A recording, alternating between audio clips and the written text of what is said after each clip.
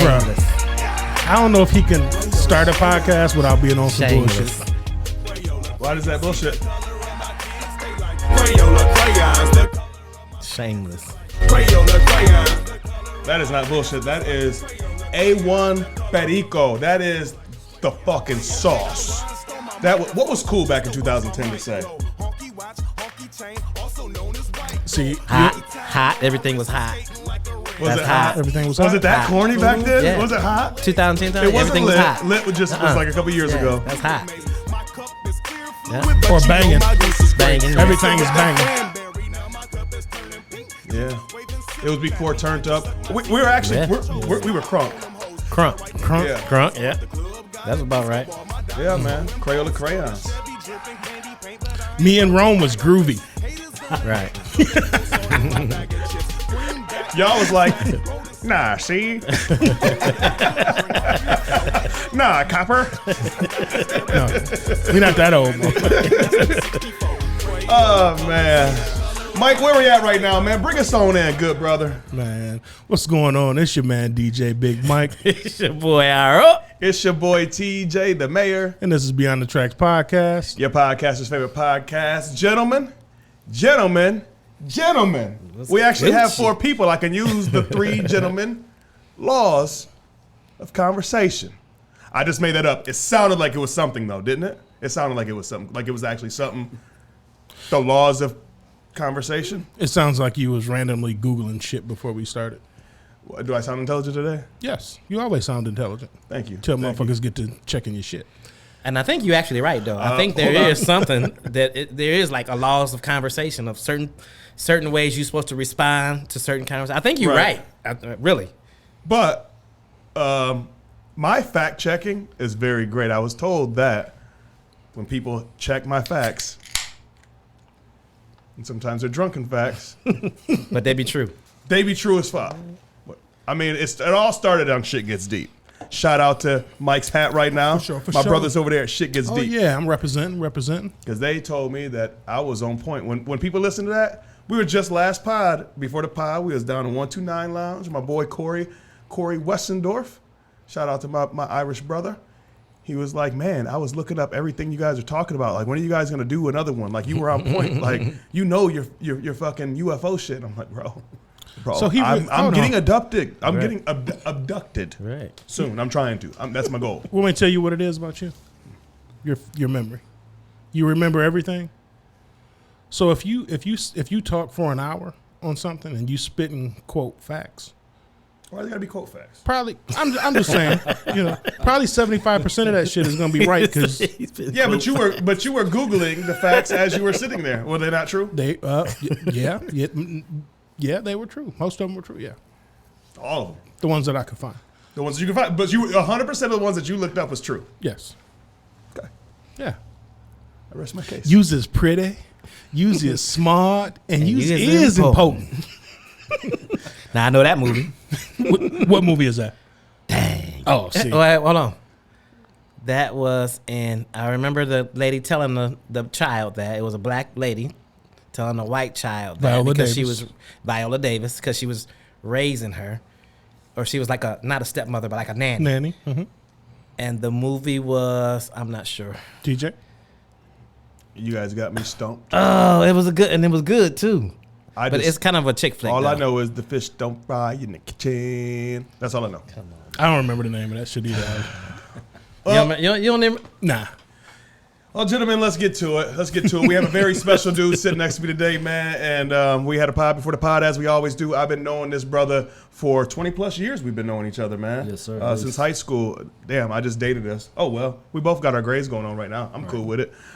Anyway, man, this brother sitting next to me has a lot of cool, fucking crazy projects that we're going to talk about. He is an architect. He is a hip-hop advocate. He is a hip-hop connoisseur, a hip-hop head. Let's just fucking say what it is, man. Yes. And, no, this dude right here, we've been talking about getting him on for a long time, and it finally ended up working out with our schedules. So without further ado, let me introduce to y'all my boy Woody Hoffer. Woodrow! Wah, wah, wah, wah, wah, wah. We do that shit with our mouth. We don't even use the board for that shit, just to let you know. We don't even. Why do that when you can go, wah, wah, wah, wah. Can we get it on the board, though? Just us We could. saying it, though. Yes, that we can do that. I don't even want the horns anymore. Anyway, sorry. Yes, It's yes, all about yes. you, Woody. What's happening? No, all good. Thank you guys for having me. Finally. Yeah. And that was my fault. It's been so long since. No, that's nobody's fault. Since we get on here, so appreciate that. And yeah, as you said, architect, hip hop head, list goes on. So yeah, again, thank you guys for having me. Finally in the studio, we were chopping it up before, talking to Rome about listening to his songs 20 plus years ago, which is crazy. Crazy. And I think this is the first time formally meeting Mike.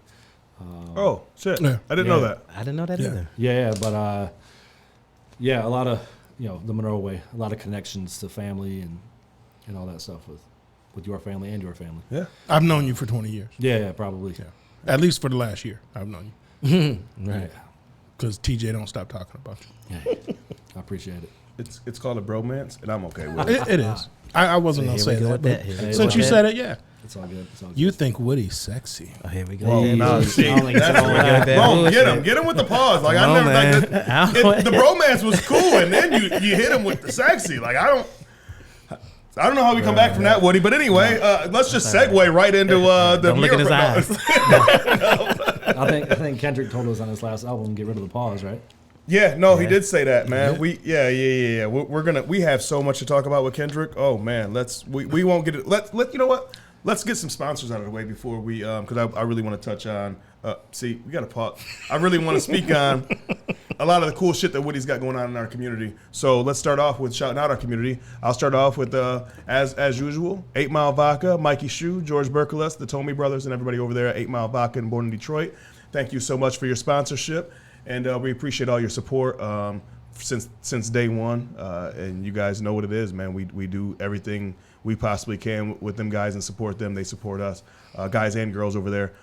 They have a lot of cool stuff going on. Comerica Park right now is now selling 8 Mile Vodka. So if you're going out to catch that 4-game winning streak that the Tigers are on, go make sure you guys go get some of that 8 Mile Vodka and go get some of that Born in Detroit merch. Mike, what you got going on over there? Man, as always, we got JC Quality Construction, everything from the 2x4 to the key to the front door. Mention Beyond the Tracks podcast, and he will give you 15% off all material. You can hit him up at 734-652-9715. That's Jason Cole, JC Quality Construction. Give him a call. And Also, I also have my man from Cheat Designs, Lloyd Cheatham. You can hit him up at www.cheat-designs.com. If you want to step your game up and look funky fresh for the summertime, he's got some new gear coming out. So check out his website and hit him up, and he will do a one-off custom for you. Once again, that's a one-off custom. No one will have that. Not one other motherfucker will have that joint. not a nan, not a. Not a nan nutter. It will be the shits for you. And let's keep it a buck, man. Like this is like I feel like this is kind of the first official summer being back outside. Does it not feel like that to you guys? Yes. Like with the restrictions that's happened for the last couple summers, I feel like this is kind of like we're stretching out. We're getting out. We done Slowly woke but up surely. from our hibernation, and what better time than to go get your custom shit, Get it. put your shoe game back on, go outside, stun on them, go get you that cheap design, man, for real. Yeah, shout out Lloyd Cheatham. I'm planning on getting some new friends this summer What? because I haven't had no new friends. No new friends. No No new friends. I need to get some new friends. You're not gonna go Drake on them. No new friends. I'm kind of a Drake fan, but How many of us have them friends? wow, Houdini. That's their like era, you went that far back. Bro, we've been talking so much hip hop before the podcast today that I'm just referencing. I'm on like a fucking. Okay, let me slow down. Let me get. Let me get my Google together because I know as a DJ, y'all motherfuckers gonna be hitting me with shit, and I ain't gonna know names of shit, and I'm gonna be looking stupid. And so just give me a hot second when y'all ask me some shit. I'll make sure I bring up Joe Cooley and Supercuts. Ooh, A lot of people don't know about that. That's classic, boys. That's classic. Boys. So on the subject of hip hop, Rodney Yo. I wa- Rodney Yo. Oh, my bad. Rodney and Joe Rodney O and Joe Cooley. Rodney O and Joe Cooley. Yeah. Oh, it was Rodney O. Rodney I never O. knew there was O in that. I thought it was just always Rodney and Joe Cooley. Rodney O. You learn something new every That's day. the first thing I learned to scratch, bro. That's what we talked about that in another podcast. That was the first thing I learned to scratch too, and I didn't really know how to scratch, and I fucked up a bunch of your needles when we were kids. I don't care. We're grown. What are you gonna do? Right. Smack you in the mouth. You don't even have a fucking record player anymore. You're digital. Yeah, because I'm fucking dope. That's what I do. You are dope. You are dope. You gonna see that? You gonna see that shit on the 20th and the 25th? I'm gonna do some shit. It might be like a 5-minute mix, but you're gonna be like, this motherfucker done mixed 12 songs in 5 minutes. How he do that? I got you. And Mikey's gonna get about 30 seconds of Tupac. Yeah. I'm gonna let that play. I feel like I've heard that on quite a few podcasts now. Yeah. Still waiting. Yeah, Woody listens. Woody is an advocate listener, man, or an avid listener. Yeah. He listens to every podcast, hits me up faithfully, man. We talk about it. Like I said, man, this is my guy, man. So speaking of hip hop, real quick before you move on, I gotta ask Mike something. Okay. CDJ era. You do CDJs? You did vinyl. You stuck with it, so you converted over to digital. No, I'm straight digital now. Like, what'd you do early 2000s though when CDJs came in? Were you popping those CDs in and mixing them, or you stay vinyl? No, it was vinyl. Good. I went vinyl. Actually, no, I had You some did. CDs. You had them, but you didn't. Yeah, you but didn't. you know what? That was when anytime I would rock on Ham's equipment. Yep. Then I would do CDs. And I remember Dub. For some reason, I remember Dub was using the CD For a short time. Yeah. For a short time. Yeah. Wow, that was a wild era because it was actually recorded with the scratch. How that worked, you can't scratch a CD. So it was actually recorded. Like I was fascinated by how that whole thing worked. Like a digital scratch. Like a digital scratch. Yeah. Because that was before Serato. You know what I mean? That's on. Yes, on Ham's equipment is how I learned how to blend as well as I can blend. Because I had no choice, so I tried to perfect just blending crazy shit. Dub turned me on to that when he started mixing country with hip hop and. Hold on. No. Shout out A-Dub too, because I owe him an apology, because Dub, he hit me up when he was supposed to come up. He hit me, but we were in the podcast, so my phone was on silent. You didn't want to play the money for the phone going off? He didn't. He didn't have our off. address. I thought he had been here before. He was like, "No, bro, I didn't." He was like, "I hit you up." He was looking for TJ's house. He told me. I seen him Cinco de Mayo. Yes. I said, "I thought he had been here." So No, I'm like, we at the studio. No, he's been to the studio when it was at my house. Okay. And so, yeah. So shout out to A-Dub. He did come through. He did call me, but my phone was on silent at the time. So A-Dub, we're gonna reschedule and get you on here, bro. My bad. I want A-Dub to come on here and just give me an old school A-Dub in a big show. I know. That radio voice, man, that Tower 98.3 voice. I know. Listen, A-Dub in a big show. I want him to do the whole podcast like that. I know, right? Shout out to Dub. Dub was actually the first DJ to play our music on the radio. Wasn't the last, but he definitely was the first. Yes, he was. Yep. So yes, let's get into it. Man, because we got my man Woody sitting next to me, and I want you to tell the people, man. See, here's the thing that I got. Here's the soliloquy. I use it every podcast. Soliloquy. So here's the soliloquy. Is that what people don't understand, man? Is Woody is very background. Mm-hmm. He's in the background of a lot of things that he's a shaker and mover. There's a lot of things that happen that he's a part of, and he really loves the city, the community, and the culture. So he doesn't care about being out front, but he has so much cool stuff going on that you hear about, and this you actually get to hear it from the horse's mouth, for lack of a better term. So I want you to first talk about, and you can go wherever you want with it, but let's start off with the thing that I thought was the dopest thing, man, was the how you did the hip hop architect classes. Remember, I was out in Arizona and you hit me up. It was like, hey, we're coming to Arizona. Yep. We're doing this architect thing. You explained to me that not enough kids are into. They don't know that they can build buildings and all. They think architect. They think like they don't know that there's more than just building just some downtown building. Right. Exactly. There's a lot that goes into it. So explain to people what that is and then how hip hop correlates with what you do. Yeah. So. What TJ is referring to is this program called the Hip Hop Architecture Camp, and this was developed. This actually started development 2005, 2006. A close friend of mine, his name is Mike Ford. You can look him up on IG or wherever. He goes by the name the Hip Hop Architect, and So he did a master's thesis about the intersection of hip hop music and the built environment. And so around 2017 now, he started this program called the Hip Hop Architecture Camp. And he did so because in the United States, of all registered architects, I think the number now is 2 or 3% are African American. And so the reason he developed this program was really to introduce young people to design and architecture through the conduit of hip hop music, right? And so, if you say to a kid, "Hey, you want to come learn about architecture?"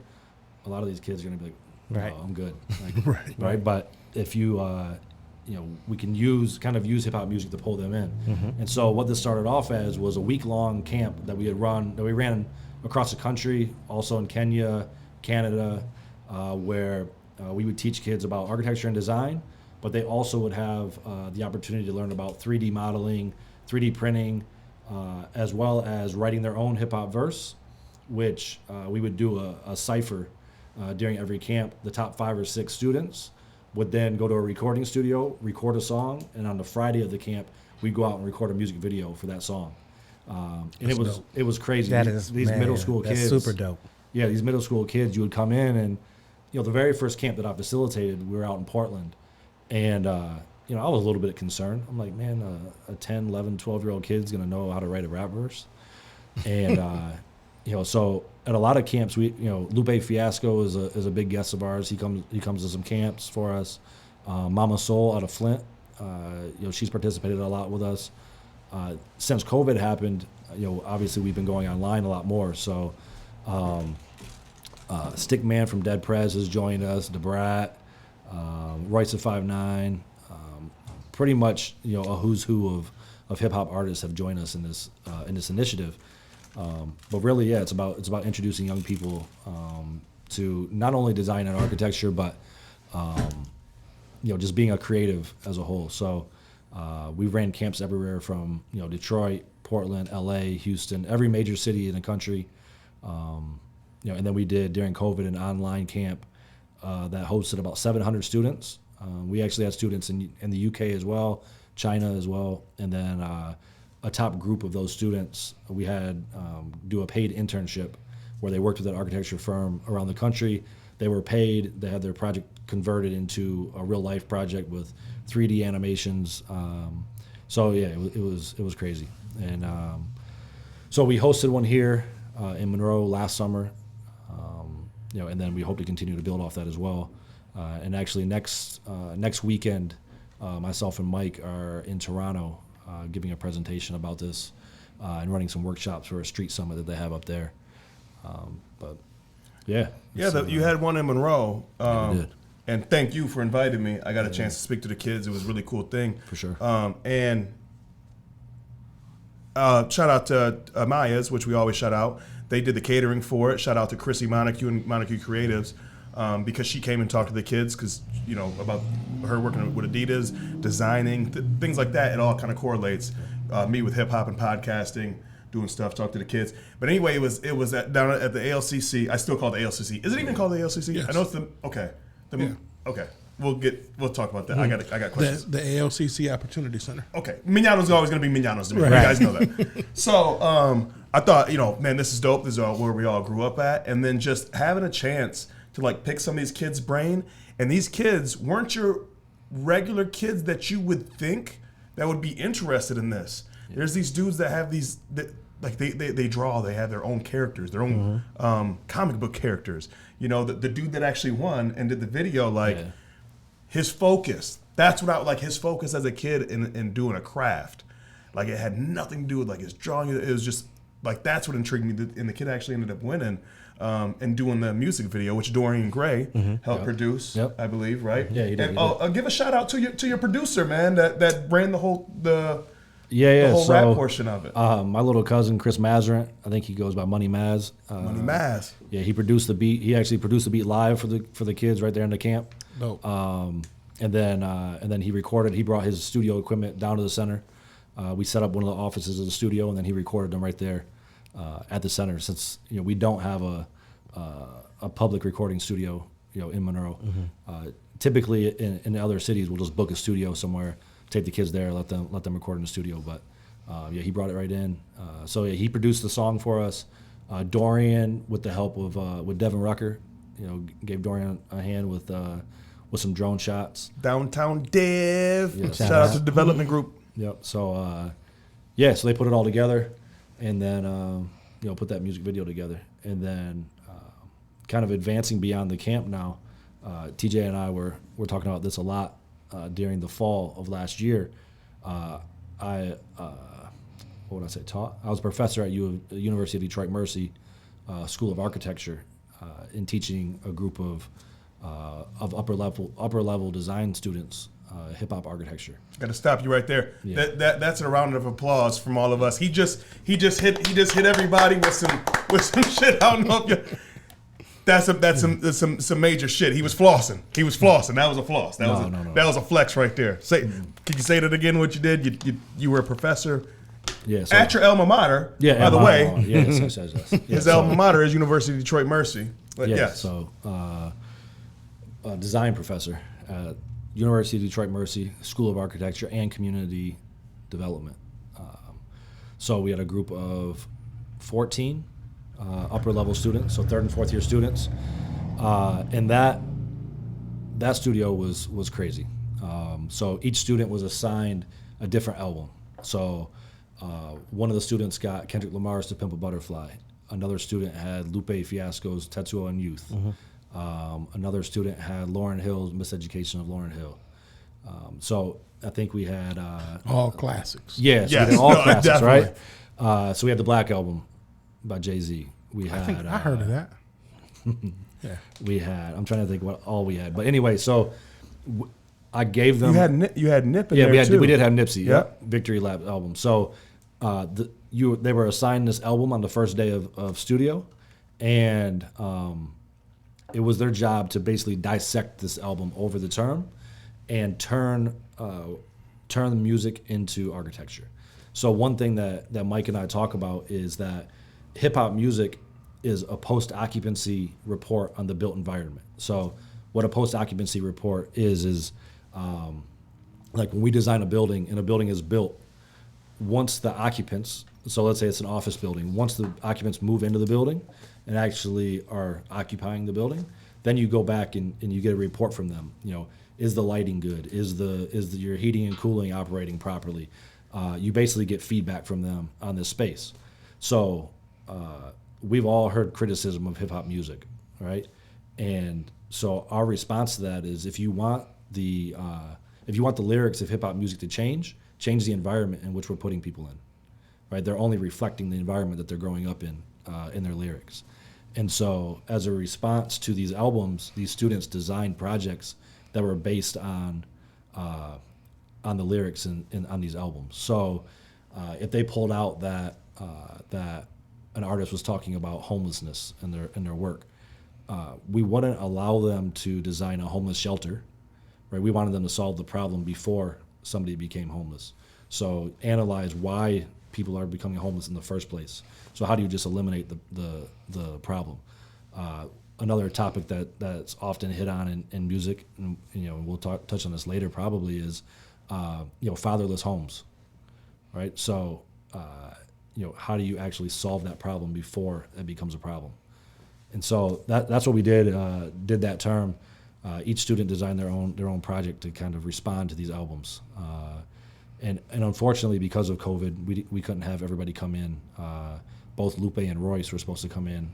We also had Royce's album, The Allegory, as one. Allegory is one too. I forgot about that. Yeah.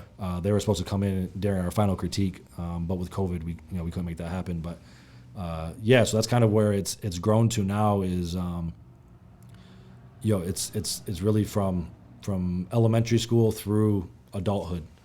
Some of the workshops that we run now are actually community engagement workshops as well. So I love when Woody had me sit in one time for a Zoom. Remember, there was like critiquing. Yeah, critique. Yep. And so to put it in some simple terms, because I'm definitely not on this guy's intelligence level, I'll put it in my simple terms. Is that so? I'm watching the screen, and it's the one that sticks out to me is there is actually a specific place in Detroit Do you remember that one where they built it up? Basically, it might have been a Pac song, not sure, because Pac had a really good one, whoever did the Pac. But they were talking about in the community of building up, basically building back the community. And the way that you're listening to the music and they're showing this presentation and you're watching on the screen. Oh, that was the Nipsey project. That was, yep. And you're watching the community develop in an architect way, blueprint way. You're watching, you know what I mean, these buildings basically form into what they should be. But then they're also taking like blueprint type material and putting it together to show you how that happens. Not just all of a sudden it flourishes into a. So as the song is playing, as the song's playing, and as the lyrics is playing, that's dope. They're actually making the buildings kind of in their own way, in their own art way, of when these lyrics hit or when the beat hits. That's a cool thing that you get to watch. Is that how they incorporate the beat, the lyrics with what's going on the screen. And it was just really it was really dope, man. It was like some really some things that you don't think about, man, in hip hop. Like what he said earlier, I mean, how many kids really grow up and they go, yeah, I want to be an architect, right? Especially black kids, right? And I was just like, man, this is dope. And it wasn't just black kids in the class, right? You know what I mean? There was people, it was a rainbow coalition, there was people from everywhere, but they all had a common, like, hip hop was their driving force for creating these things. I thought it was the dopest thing I've ever seen, man. And he caught me and I'm like, hey, listen, I'm just leaving work. I can try to get on while I'm driving. And I'm literally like doing shit you're not supposed to be doing. I'm driving, watching. I'm like, oh my God, this is incredible. I pulled over because I'm like, this is incredible. I start watching it. It was really dope, man. So yeah, there's a way bigger world than we just see when we say hip hop, when we say architect, and you put those things together that you never even thought those can be in the same room, and his crew does it, which I thought was incredible, man, and it brings kids together. Before I forget, I want to mention this. We haven't talked about it in a long time. The chair. The chair. Talk about the chair. This is a famous chair. Mm-hmm. Yeah. If I can get it in our studio, bro, and take a picture with it, can we make that happen? You know, I actually think it's in Madison, Wisconsin right now. I think the owner is housing it in a building there right now. So at least is that at least a museum or something? Yeah. So it can be seen publicly. So this chair that TJ is referencing. So shortly after the George Floyd murder, we were reached out to by a couple different companies. One of them being Herman Miller. So Herman Miller is a modern furniture company. They go back, I think, into the 50s. But they have this chair that, if you've seen it, most people know what it is, but it's called the Eames Chair. And so we were reached out to by Herman Miller and said, hey, we love what you guys are doing. How can we support you? And so, of course, like most companies, they say, oh, how much money can we throw at you, right? So we can, hopefully nobody from Herman Miller is listening to this, but like, no, they are, bro. We're at like 1 million views. Like, we all know, right? All these companies needed to check their box, right, during that time.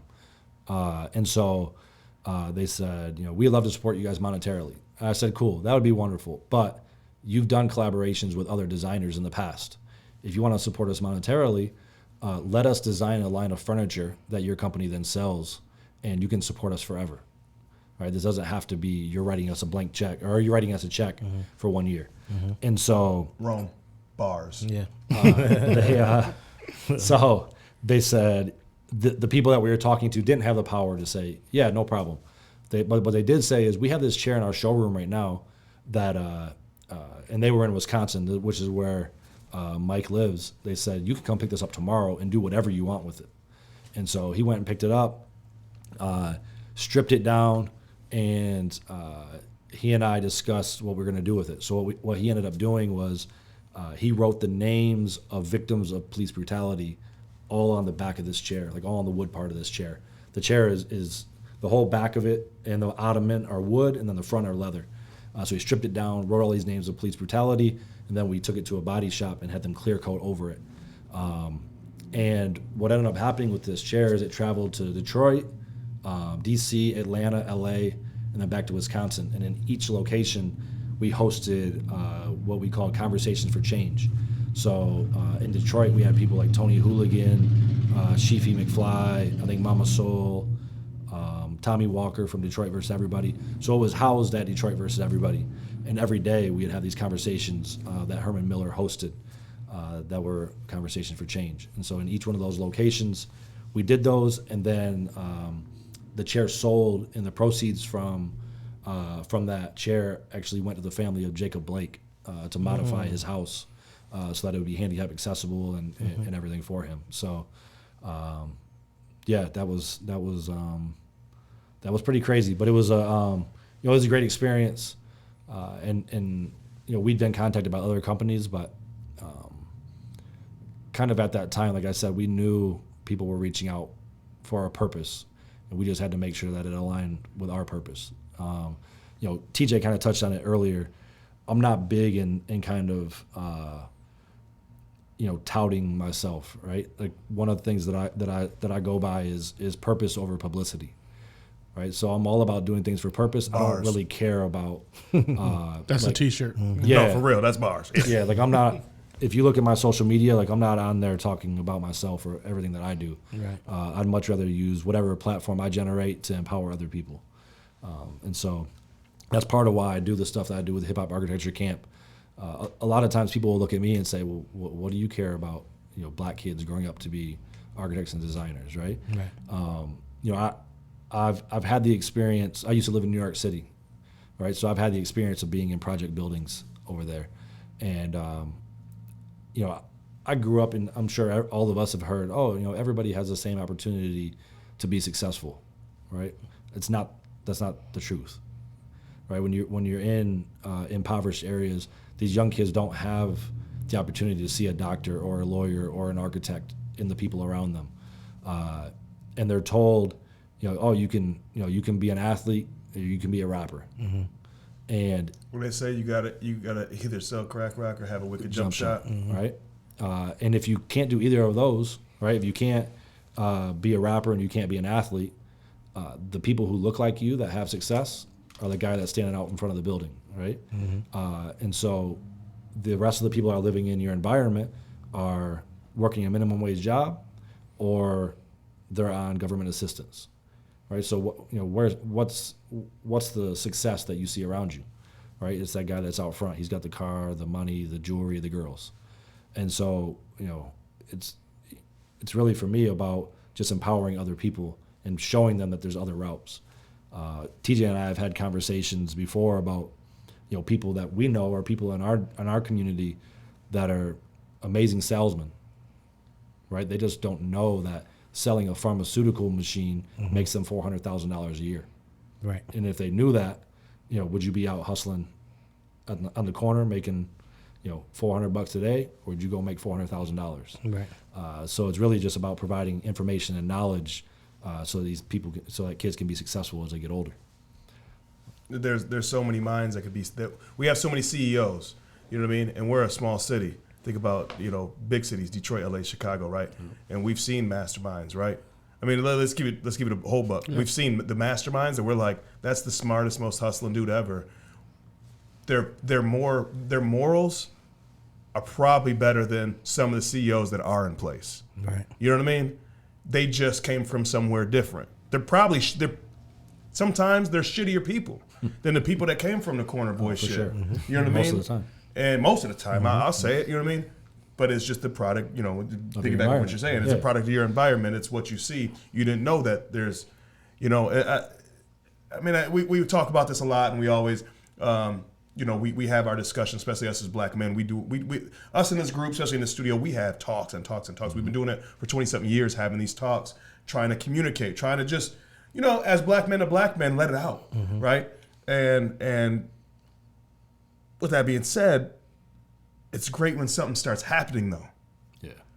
You know what I mean? And I think that is something that we're starting to see, is things start happening, because we're now in the information era, where let's say when you guys grew up, right, 80s, 90s, your information wasn't on your fingertips. Right. Yeah. You know what I mean? Now you have information, and it's like what he's saying is letting a kid know that, hey, this is like the golden era for you. You can be in your environment but be able to still see something that's not in your environment. I think that's kind of where we want to kind of start pushing it to. Well, and we have great examples. So, like as an example, we all know who Freeway Rick Ross is, right? Imagine if that guy was selling a different product. Right. Yeah. Right. He'd be a billionaire. Right. Yeah. Right. We got Jay-Z, who we all know grew up. People will dispute to what extent or whatever, but grew up doing illegal activity. I grew up in Marcy. Yeah, and now Marcy is one Projects, of the top businessmen. Right. So we have the examples there. It's just putting people in position to be successful, right, with the skills that they have. And I think we all know people from our community, right, that had the opportunity to get out of this community and go be successful and chose other routes, right? So it's just showing people other routes to be successful. And to keep piggybacking off of what he say, man, also too, man, is, on this subject, it's you don't have to leave though neither. You know what I mean? Right. You can go get the knowledge and come back. That's the thing about a small town. They always think you have to leave and never look back. No. A true hero leaves and comes back. Right. Because they're not done with their mission, right? They have. Yep. So what good are you doing in your community if you forget where you come from and you can't come back? Right. We hear about this all the time where successful people, sometimes they're not allowed back. You know what I mean? Right. And it's a sad story because I don't ever want somebody from Monroe to say I can't come back. No, we want you to come back because we want you to spit that shit. What you learn, come give us some knowledge in our community. You know what I mean? Whether it be how to fucking grow corn with with some hemp shit. You know what I mean? I'm just saying. I'm just throwing shit out there. It doesn't have to always be leave the legal activity, go legal. There's all types of stuff, man, where you can help your community. You know what I mean? And come back to. So, I want to go around the table real quick to all the fellows in the room. I'm gonna put everybody on the spot. This wasn't planned or anything, but knowing what you know now at our ages, what are some occupations you would have went after if you would have known that it was available? Like how Woody's talking about. Some kids don't even know that you can be an architect, or that it's even cool, or there's a lot more than just building some skyscraper and that's it, right? Mike, let's start with you, man. If knowing what you know now, anything that just intrigues you, not about the money, not about just something that you would have loved to know that there was access to, or what you could be, what would it be? I always tell people that I would probably pursue business first instead of nursing. I mean, I love nursing. It's definitely put food on the table, helped me raise my kids, but I would have wanted to go into more business, investing, that kind of stuff. I didn't know that investing was for me. You know what I'm saying? Yeah. Because it's like, you grow up and you feel like, well, you got to have a lot of money to invest. So if I would have, even like I tell my grandkids, like I just told Caden the other day, like, dude, if you got $5, like you have a way where you can invest that right now. Oh yeah. So if you invest $5 a month, you're 13 years old. Do it. Start learning that now. You have the knowledge base to do that. So I would have got more into business, more into investing, that kind of stuff. Financial literacy. 100%. Yeah. Yeah. Well, and I'll piggyback off that. Like, I didn't even know that investing was a thing, right? When I got out of high school, I grew up in a household that, we would have bill collectors calling the house, right? Like every week. We didn't have a savings account, right? Like, I had some CDs from when I was born, and somebody put $100 in the bank or whatever, right? But I didn't know investing was a thing, and it took me until my late 20s really to figure that out. So that's another thing, financial literacy. Like when Dorian was on here talking about financial literacy, I don't think that people realize that if you put, so a Roth IRA maxes out at $6,000 a year. That's $500 a month. If you tell Caden right now, hey, if you put $500 a month in this account, that's all you got to do. $500 a month, you'll be a millionaire. That changes your perspective. Right. And that's all it takes. You do a Roth IRA calculator on your phone right now that says if you do this, for 30 years, whatever, you're a millionaire. What's crazy is that if you're a business owner, there are no child labor laws, right? Your child can work for you from whatever age, right? If you let your child start working for you at age 8, which it might be, you could have a kid come in here and vacuum the studio, right, and pay them money. You let them make $6,000 a year. You can invest $6,000 a year for them. If you only invest for them from the time that they're 8 until they're 18, and they never put another dollar in there, they have over $1 million when they retire. Yeah. Right. Again, it's insane to think about, but I don't think none of us came from means to where our parents were doing that for us. Right. I remember the first time I had $1,000 in my savings account. All my bills were paid, and I had $1,000. Like, you couldn't tell me shit. Yeah. I was rich. Bowling. Hey, but back in the days, $1,000 was $1,000 back in the day. And I'm talking like I'm 50 now, and that shit, it was probably, I was close to 30. Yeah. Because I was check to check, and what? Like, you want me to invest $5? And when you started off, you had a son when you were 16, so you know what I mean. That kind of just put in perspective. It's not like, you know what I mean. Right. You were just throwing away money on Jordans. You were literally paying for Jordan, which is his son's name. You know what I mean. So and getting him some Jordans. Right, because he got to stay fresh. Yeah. But even that, like, that's a big issue in our community as well, right? Is people having kids young. Like, if you knew when you were 16 what possibilities were there as well, right? And you knew, me not having a kid puts me in a much better financial situation. Like, is it gonna dissuade you from having that kid or taking the actions to have that kid? Maybe not, but it might make you think twice, right? And so again, it's all just knowledge and information. Right. And people don't like to hear that because it's the afterthought. Now you have the kid. You never take a kid. No. You never. Never. I couldn't imagine if my nephew Jordan wasn't around. I couldn't imagine. But you know what I mean. But on the grand, generally in the grand scheme of things, outside of our neighborhoods and communities, that doesn't happen as often. You know what I mean? Like, go to the suburbs, the burbs. You might have like that one girl that got pregnant in high school, right? And then she had to go down to Florida. Yeah. Right, yeah. Her parents sent her away. You know what I mean? You go to our public school and stuff, Monroe High. I can't even count how many girls were pregnant when I was in school. Yeah. Right. Well, in 1987, they had a special class just for pregnant students. Yeah. So that was in 87. Yeah. So Yeah. Actually, Dana asked me the other day. She said, if we had to do it all over again, she said, would you want to have Jordan? I was like, without question. Change my life. Right. Change my life. But that's not normal. You know what I'm saying? Right. Like, he literally changed my life there. I was on one path, found out I said, okay, I can't go down this path. Yeah. I got to do this. So literally changed my life. But that shit, it normally takes people down that path that they don't really want to go deeper. Yeah, because, I got to do what I got to do. I got to make money now. Now it's about making money. Mm-hmm. It's not about making a career or long term. It's I got to make money right now. So. Yeah. Rome, I want you to answer too, man. What say you, man, about like if there's anything that you weren't privy to and if you would have known you had access to this information or that this was actually a career or whatever the case may be, do you know what that would be? Sure. Like Mike said earlier about the financial literacy, had I known how money actually worked, I would have became an entrepreneur a lot sooner. Mm-hmm.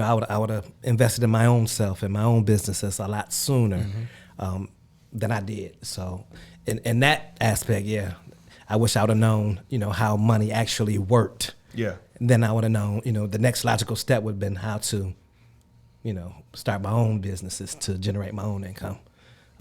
Which we obviously all do now. But had I known that 20 years ago, we may be a little further. Yeah.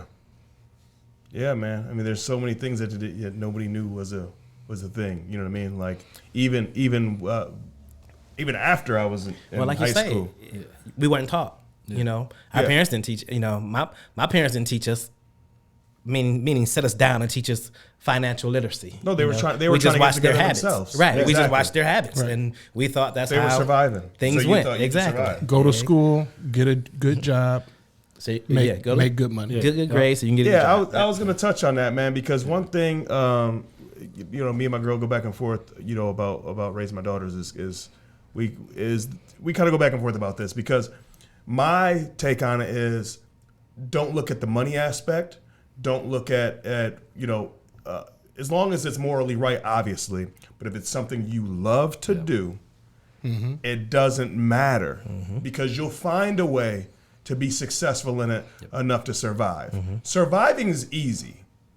It is. It's easy if you really sit down and think about it, right? If you survive, that's easy. That's not because everybody's doing it.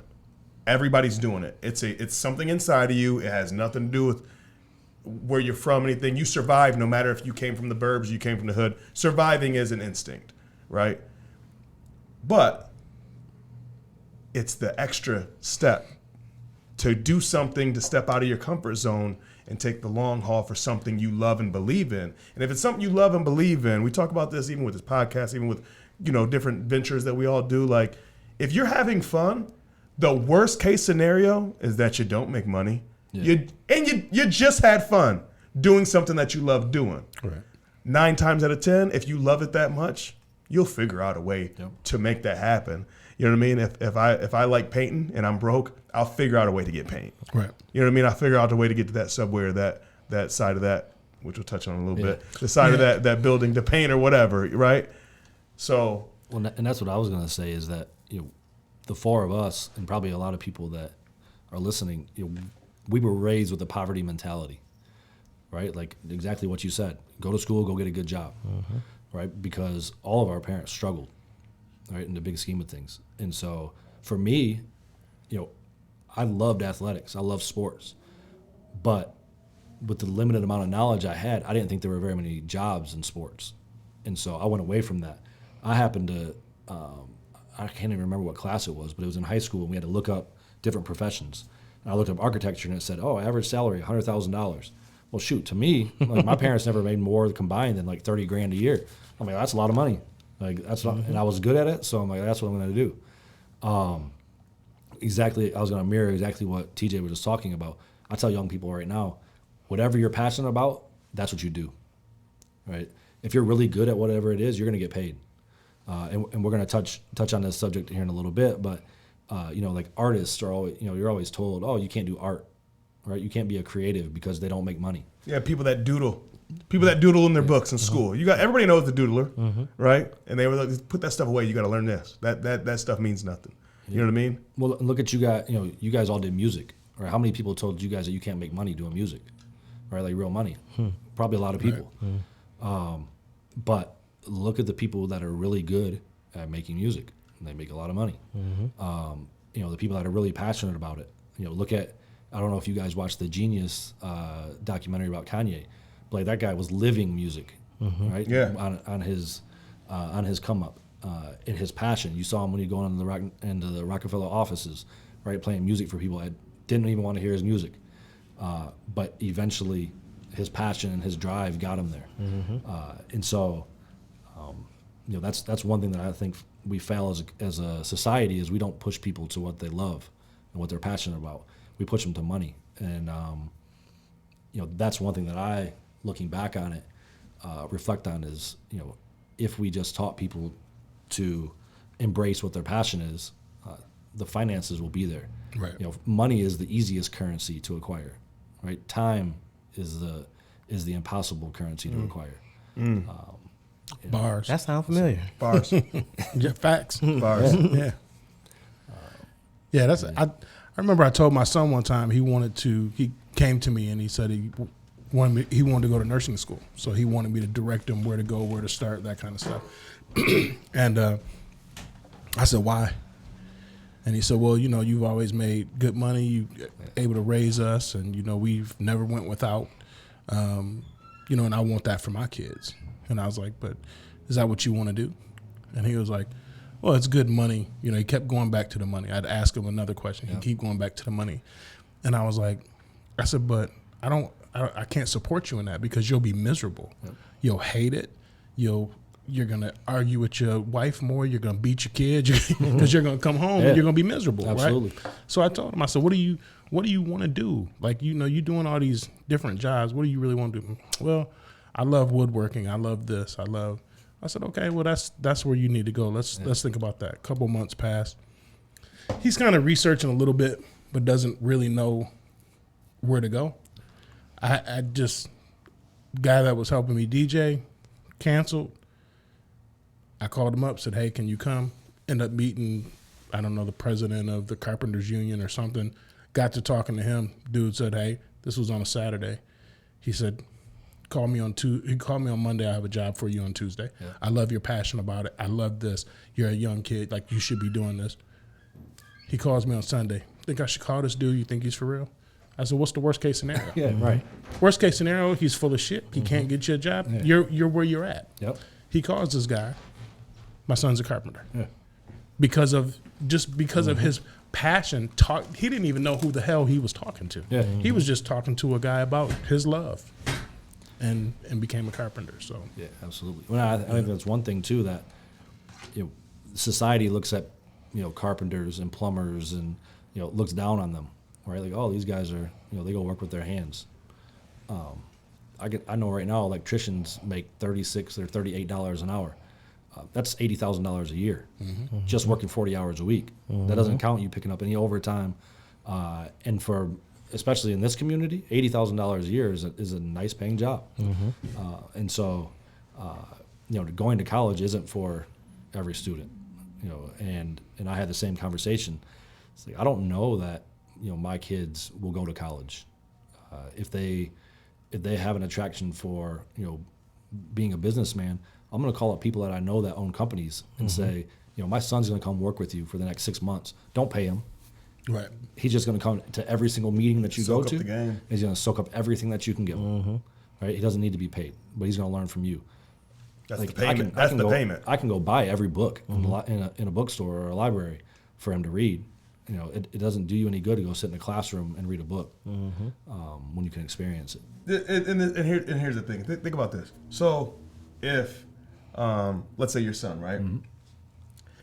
If for 6 months you send him somewhere to go intern and soak up some game, and he's living under your roof, how much do you think he's going to cost you a month living under your roof? Not much. $500. $500 a month, maybe. Think about how much college costs. You know what I mean? $500 a week per class. That's what I'm saying. Is that it's like what risk are you taking? What risk are you taking there? If it doesn't work out, you can go to school if that's what you choose to do.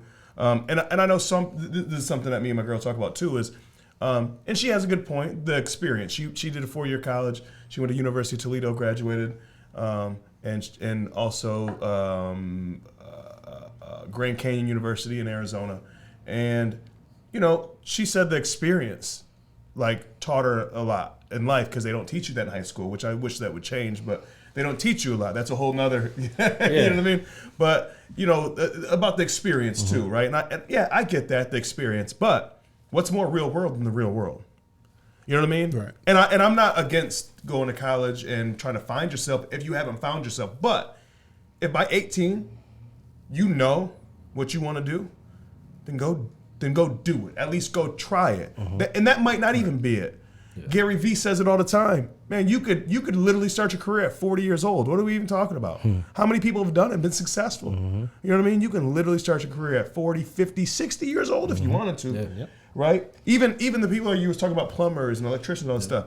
Well, how about this? If it's something you like to do, if you just get intrigued by plumbing, right? How plumbing works, you get into the inner workings of it, especially then you get into the city part of it, and you get all this stuff. You might actually be intrigued by that. Nothing's wrong with that. And nothing's wrong with the $60,000, $70,000, $80,000 you're going to make. But then if it becomes about money, you take your trade, and then how much further are you going to go? You know what I mean? Can you open your own business? That, if you love it, because you're already loving what you're doing. Right. Yep. You know what I mean? You're not doing it because it's a job. When you do something because it's your job, you're not looking to be the CEO or to start your own company of that job, right? Right. And some of us are trapped in it. We're not too far gone, but I think that what we want to do for our community later on is, and not for our community, but for our community and for the children or our children or people that we mentor, or whatever the case may be, is that passing that on to them. That's what it's about. You know what I mean? Hey, Hove did that, so hopefully you won't have to go through that. You know what I mean? I'm just saying, you know, we kind of, because we're from that era. Right. And we have to teach the kids, hey, don't do as you see me do. You come from something different. Yeah. So you take advantage of the advantages you have. We all talk about it all the time, man, back in the good old days. But really though, if we were growing up now, how much better is the information age now, right? Right. Of when you have a mindset of what you want to do. Right. And that's a whole other conversation too, but I'm just saying, you know what I mean? It's taking advantage. And I'll talk about real quick. I didn't know that marketing was a real thing. I didn't know that sales and marketing was on the scale that it was. Right. I really thought it was selling cars or selling phones at the kiosk at the mall. Right. No, I really did. I thought Absolutely. that's what sales. I remember Dub's older than me. I remember he used to sell phones like from the get-go. He used to sell phones and I always thought of that as a salesman. Right, yeah. Or at a car lot as a salesman. That's all I thought in sales. I didn't know that, like, as much as I love music, there's so much marketing and sales and music. The music business is marketing. That's all it is. 100%. That's all it is. It's literally 90% marketing, 10% skill. Bro, that's what I do right now as a nurse. I mean, That's I'm an admission that's nurse, life, bro. but Yeah. For real. my That's biggest big- part of my job is marketing and promotion. That's right. Yeah. And that's the thing. Like, think about them fuck boys. Yeah, I said it. I don't give a fuck for them fuck boys. What's the dudes that got the hair? The fuck boys, man. Come on, Island the twins Boys or whatever. The Island Boys. The Island Boys. You know what I mean? Yeah, I said it. Big Mike, I said it. You might even play it on the 20th. That's fine if the people dance to it, they dance to it, but I call them the fuck boys. What are they gonna do? Jump me? I've seen their videos. Anyway. But you know what I mean? Like marketing, for example, those are the most unskilled dudes in the fucking world, right? At rap. In my opinion, because everybody's got an opinion. Right. Most wackest dudes that ever recorded on a microphone. Guess what? They're successful Exactly. because of marketing. They're making money. Making money. They're not. I wouldn't call them successful. Successful They're making as in some money. monetarily, they're more successful than I could literally walk down the street and knock on 3 different people's doors that I know of right now that could kill some of the top dudes that are in the game. That could fuck over I'll say it, a Kodak Black or, you know what I mean? One of these cats, right? So, yeah, man, sorry, I went on a little tangent. But I'm saying that's what marketing to me, like now I see it, it's like, no, man, marketing is everything. Everything. Yeah. Everything. Because unless you get your foot in the door, nobody will know your skill. You know what I mean? And marketing brings that skill to somebody's door. Does that make sense? Or am I wilding out? I don't know. Most of the music industry is just marketing, Yeah, that's it. right? Like most of these rappers, what we see from them is fabricated, right? Very few in this era. It's not, hair and makeup and everything else. They're not just pulling guys off the block and putting them on TV for you. No. Right? It's all orchestrated. It's all marketed. No, Nicki Minaj was not the Nicki Minaj that y'all No, see. not at all. I remember seeing a video of her in the studio. Damn, I owe some money. Dang, I was gonna say. Just bro, don't even worry about it. Y'all motherfuckers don't ever pay. So.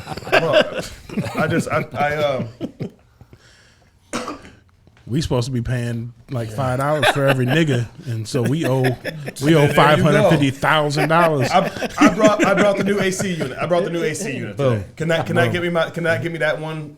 That'll get you for I think you spilled a drink or something. So No, I actually owe 50 push-ups for that. I really do in real life. I'll do it after this. That's cool. Yeah, man. Let's lighten it up, man. Let's lighten it up a little bit. We got some really cool stuff going on. Before we get, I want to talk about some albums.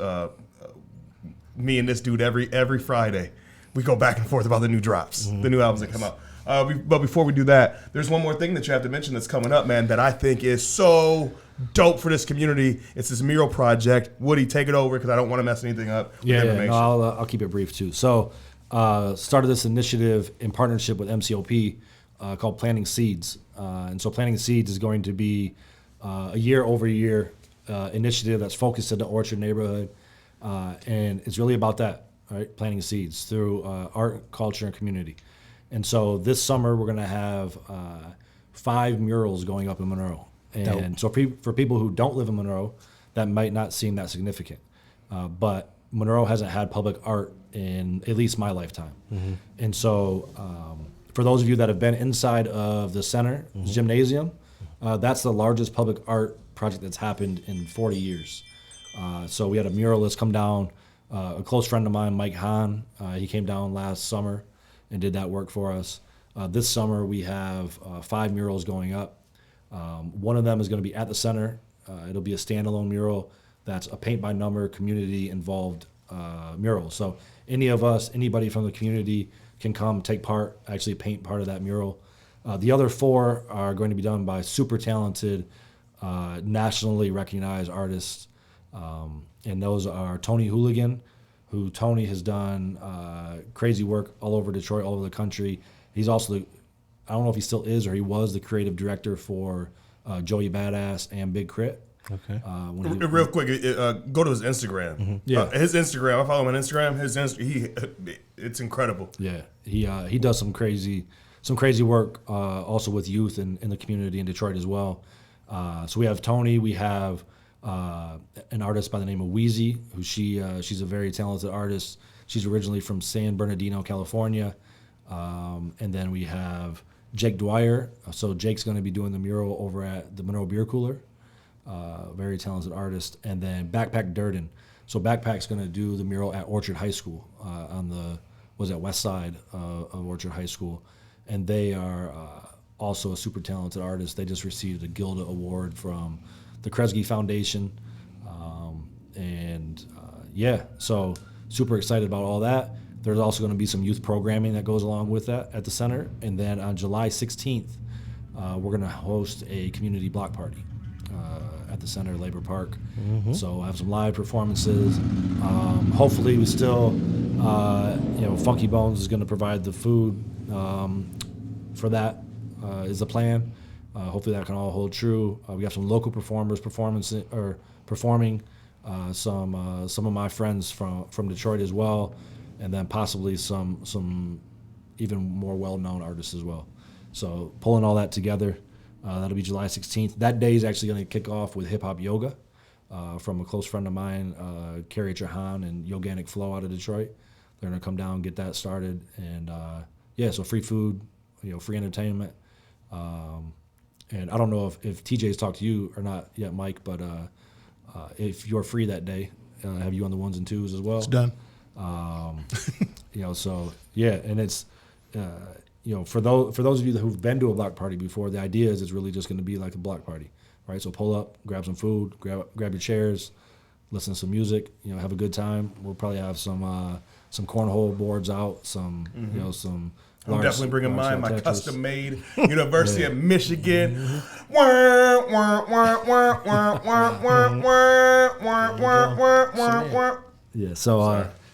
So just come out, have a good time. Again, really about empowering and about amplifying art and culture in our community. We all know. I don't think outside of you guys hosting at River Race and Center for the Arts, we've never had a hip hop show, and then also the last show you guys had, but we've never had an outdoor, free, public hip hop show that I'm aware of. In Monroe. Soul Fest. Literally, Yeah, we had one. Yeah, we had one. I think that's the last time we performed as a group. That was free, and it was outside, and it was for the community. Yeah. So, and that was in 2013. 2013. Yeah, I was thinking 2010, but it may have been before 13 because I don't think I was around when that happened. It was. I still have the flyer. 2012, 2013. Yeah, it might have been 12. Yeah, but so super excited about that. There'll be more details that come out about that. There's some things in flux right now, so as soon as all that gets worked out, we'll get out some more information about it. And we'll definitely keep you updated on this show and on all of our social media platforms, which we try to do with everything. And anybody out there, man, if any listeners, if there's something going on in our community that people might not know about or isn't getting traction, hey, DM me, DM Mike, DM Woody if you don't mind, DM Rome, man, because we're into anything. Like anything that's positive, that's for the community, we're with. If you guys see us on social media, or the Brain Jerk crew, or Amaya's, or Mikey Shu at 8 Mile Vodka, or Jeff Ott out there in Maybe, or go ahead. I just found something, and I'll give you when we give you the information. Yeah, because the way you just held me out, I didn't know. Bro, it was in 2008. Yeah. Oh my God! Like, Dang. That was the Soul Fest. Okay, so that wasn't the last. That wasn't the last thing that we did then, because I believe the Yin Yang Twins at the River Raisin Center that you're talking about. Yep. I want to say that was 2009. Yeah, but that wasn't outside. Yeah, that wasn't free. And it wasn't free. Oh yeah, excuse me, my bad. Yeah, I'm bugging. Yeah, no, that was the last one, 2008. 2008. Goodness But gracious. just to finish what I was saying, that if they're at Ryan Mink and Shane Neckel and their page, if there's anything, we all like to share each other's stuff. Stelios, D Mills, just everybody, the development group, and I can go on and on and on. Kim Ruiz, like everybody. Jeff Copey, we all like sharing each other's stuff because we are a community. Yeah. And that's something we pride ourselves on. This isn't a competition, it's a collaboration. If there's anything that you want to get out there, hey, hit us up, DM us. If it's not getting traction and it's some, for the community, hey, we're all about that. So I just want to put that out there. Don't be scared to reach out. We're regular people. People. We're right here downtown. I literally can look outside and it's the old Monroe Bank and Trust right out this door, man. Like, so we in here, man. So yeah, man, let's get into the shits. But you know what? Actually, you know what? Let's take a little break before we get into the shits, man. You guys mind if we do a little break? Perfect. Let's do it. Everybody cool with that? Refresh our drinks and cool. All right, yeah, we'll be right back after this brief intermission. Boom. Hold on, it's break time.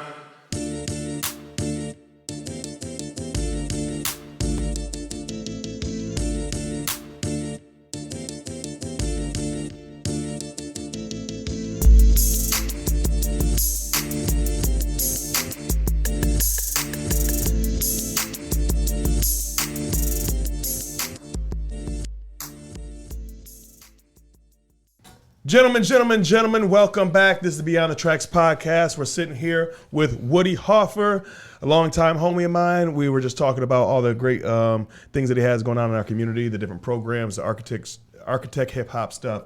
There's so many different things that we went through. So now we're back from that. And on this half of the show, we said, let's get into this music. You hear me? Yeah. Yeah, man. Me and Woody every Friday, we kind of go into, what's new. You know what I mean? And if not every Friday, every other Friday. We share the same taste of music, the same type of things that is our go-to in rotation. We both really enjoy Victory Lap. We both really enjoy Allegory and the Book of Ryan. We both enjoy Sci-Hi to Prince, which Sci-Hi, I know you're watching because we have billions of people that subscribe. Sci-Hi, we need an album, bro. We need Sci-Hi to Prince. I'm still banging No Dope on Sunday. Can I get something else? I'm tired of you writing. You write for everybody else and they make hits. I want you to write your own shit and put it out there. Anyway, sorry. That was. He's gonna drop an album called "This Is for TJ the Mayor." I vented, bro. I really feel like that. I mean, like really, like Sci-Hi to Prince is one of the dopest lyricists, and he just loves rapping. He doesn't even give a fuck that he gives some of his best raps to other people. I mean, he sits in Wyoming when Ye was in Wyoming. But I mean, really, like all them great albums that were getting made, he has writing credits on everything that's made in Wyoming. But yeah, man. I think he wrote most of Yeezus. He did. He wrote Yeezus. He actually talks about this on one of his interviews that sometimes he says that Ye's too generous with the publishing, where he's like, somebody will say something, he'll be like, ooh, I like that. What's your publishing? And Sci-Hi's like, man, I wrote half this fucking album. Don't just be giving away my shit. You know what I mean? But yeah, man. So we enjoy the same, I guess, class of music, maybe. Yeah. I would say. Yeah. But we still enjoy going back and forth. And tell me, you gentlemen have been having your ear to Tidal or wherever you stream your music from in the last couple of weeks. We had Push. And then we had Kendrick coming off a hiatus. He was gone longer than Rome was gone. I said, damn, Kendrick popped up. And Kendrick don't do no rollout. Right. Kendrick just show up. Pyru at your doorstep. Gang, gang. Gang. Have you gentlemen had a chance to listen to that yet? Yes. You have? Not. Yes. Oh, First reaction, boom. The first listen, boom, reaction. Pure artist. Pure artist. Yeah. I mean, that to me that whole album is like Kendrick's on some different shit. It's different. It's absolutely different. One thing One thing, Rome, you didn't get a chance to listen to it yet? Not yet, man. I ain't had a chance to sit down and actually spoil it for you. digest Well, it. I won't. Everybody, we're gonna spoil it. though. We're gonna Right. spoil it. I'm getting We're great gonna spoil it reviews. for you. But you're a hip hop head. You can Right. join in any time because it's more than just the lyrics that we heard on his album. But man, one thing Woody kept hitting me up about. He kept using the word sonically. Yeah. Sonically, it's so different than anything he's ever done. Sonically, it's different than anything that's out there. Sonically. And I'm like, yo, the more and more I listen to it. So I'm like you, Mike. I said, oh, art. Isn't that the first thing I told Woody? I said, this is art and a movie score. Okay, when I'm listening to it, I'm listening to it because I'm like, these are scenes of movies. Because in the 70s, right? In the 70s, like Shaft or something, right? Like it's about sonically. It's not really the song. Like nowadays, just because it's a hot song, it gets played while the dude's fucking shooting up the fucking, you know what I mean, the bad guys, right? You know what I mean? And like DMX in the background, you know what I mean? No, like this is like 70s score meets art, right? And then and I know I just kind of went right into my shit. Sorry, I'm a talker. So then I was like, man, the more and more I'm listening to it, I'm like, I told Woody, I said, I won't be banging this at the barbecue. Right. This is not barbecue music. No. This is something we're going to bang in our studio or at an art studio or at some type of abstract-ish type of event. You know this what is not what you're playing at the hootenanny. You're not playing this at the hootenanny. You're not. But I love it. I'm not saying I don't like it. I love it for what it is, not for what I want. I think some of the bad reviews, I'm like, no. It's for what, you got to take it for what it is, not for what you want it to be. Right. This is what Kendrick wanted to be. He says it right on there when he talks about he wasn't inspired. Right. You know what I mean? Right. This is he needs to say something. He needs to get it out, and he did. Okay. Bro, I caught when I listened to it all the way through, and the only thing I could think of was musical audiobook. Ooh, you know what I'm saying? that's a bar. I'm on audiobooks, Yes. and so that's all I could think of, like musical audiobook fire. Would you agree with this? No, You probably wouldn't. No. If this is your first time listening to us because Woody's on and you're a fan of Woody and this is your first time listening to the podcast, Mike is my big brother and we fight every day. So we disagree just sometimes just to do it. Yep. But what I'm about to say, he's going to agree with, even though he already said no. Would you agree with this? Would you agree that on this album here, it was almost like he said, and actually I think he has a song called Mirror, but it's like he uncomfortably held up a mirror and said, I don't care. Look at it. You need to look at it.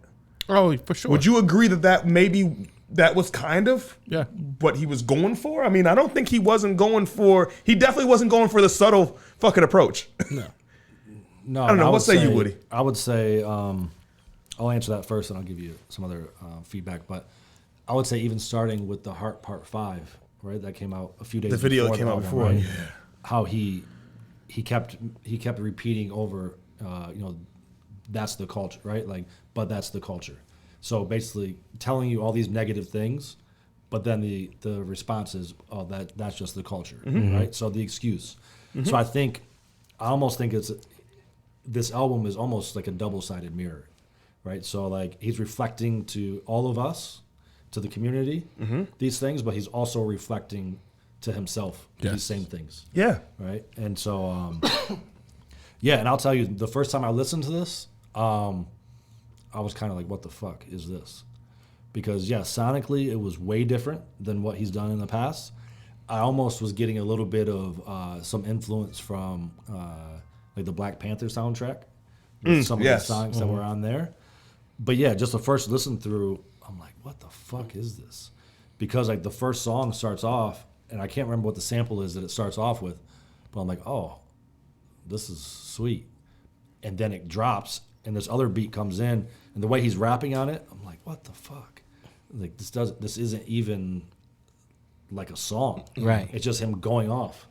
And so I listened through it the first time, and then I'm like, all right, I need to listen back to this again. And actually, the student of mine from U of D that had Kendrick as his artist. He had texted me at like 4 a.m. He's in Poland right now studying, and he texted me a couple songs. So I'm like, all right, let me go back and start with those. So it was a song, Father Time with Sanfa, which is crazy. Yep. And then the song with Tana Leone, what is that called? Mr. Morale. And I'm like, okay. That's in the second half? That's on the second. Both of those are on the second half. Okay, yeah. And so I listened to those, and I'm like, all right, I like these a lot.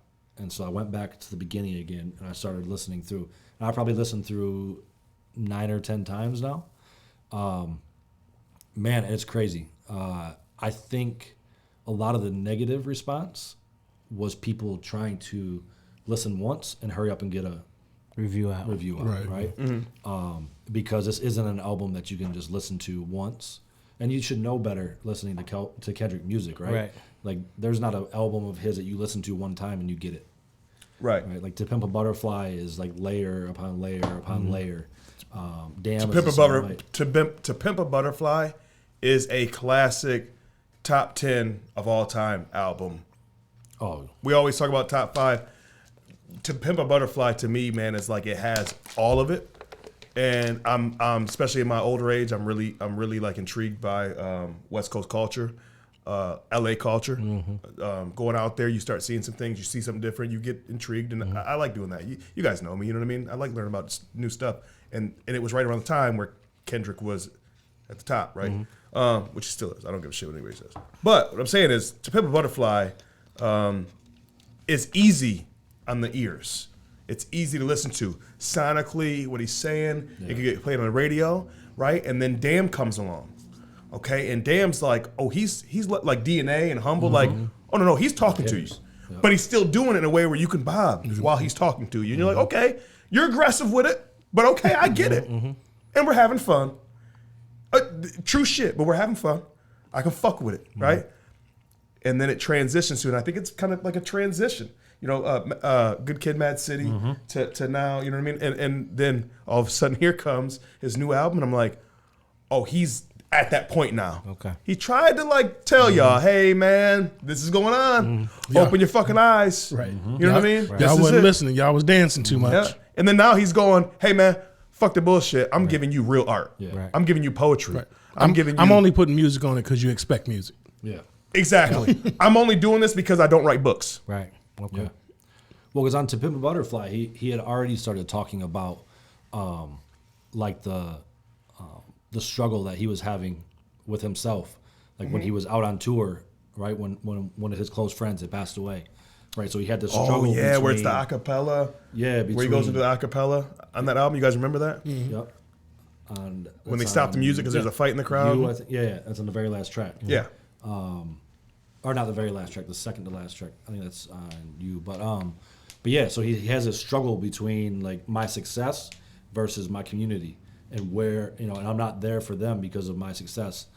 On this album, you know, he's fully expressing all of these struggles that he's having, from, you know, mental health to, you know, like on the Father of Time track, you know, he's talking about how It's my favorite track, by the way. yeah, it's Father Time. It's crazy in that, like, he's not saying anything I don't think that all of us don't already know. We just don't talk about it, right? So he talks about how, you know, being a boy and being raised by a father, like we were talking about before the show, where, you know, oh, you can't cry, right? You can't show emotion. And then we grow up to be men who don't show emotion, right? And we just continue this same loop. And, you know, females in our lives expect us to show them emotion, when all along we've been told, you know, you can't cry, right? You can't show any weakness, you know, because now you're not a man, right? Which leads to other songs on this album as well.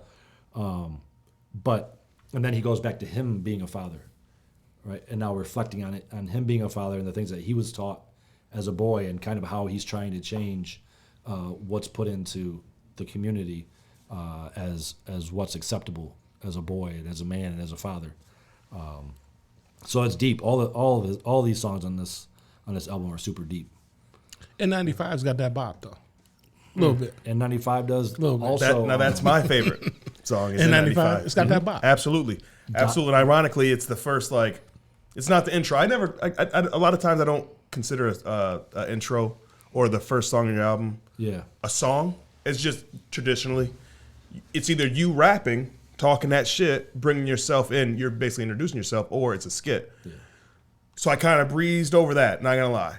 My first listen. And when I went to N95, I didn't go to track 3. I listened to N95 over and over and over because I felt it so hard because I'm like, you guys know this about me, man. I love people. I'm old school. I like reaching out, talking to people, all this other stuff. To me, social media, I love it for the good that it can do. Hate it for what it's turned into. I wish that Facebook and Instagram just all of a sudden today went away. Yeah. It just vanished. Like something happened to the app. It crashed. So we can get back to normalcy of being social, not social media being normal. And I think that stuff like that, and I took some notes from the lyrics because it's stuff like that he's addressing, you know what I mean? What we've lost. And like he talks about, take off the clout chase, take off the money phone, take off the car loan, take off the flex and the white lies. Like when he's talking that shit, you know what I mean? Like the money phones and shit, like we were taught, hey man, we all look like the boss or nobody looks like the boss. And then if you're doing something on that type of scale, what the fuck are you putting the money to your ear for? That was corny back in the day. Oh, you know what I mean? Because that was just, you were telling on yourself. If you were doing something illegal, you're telling on yourself.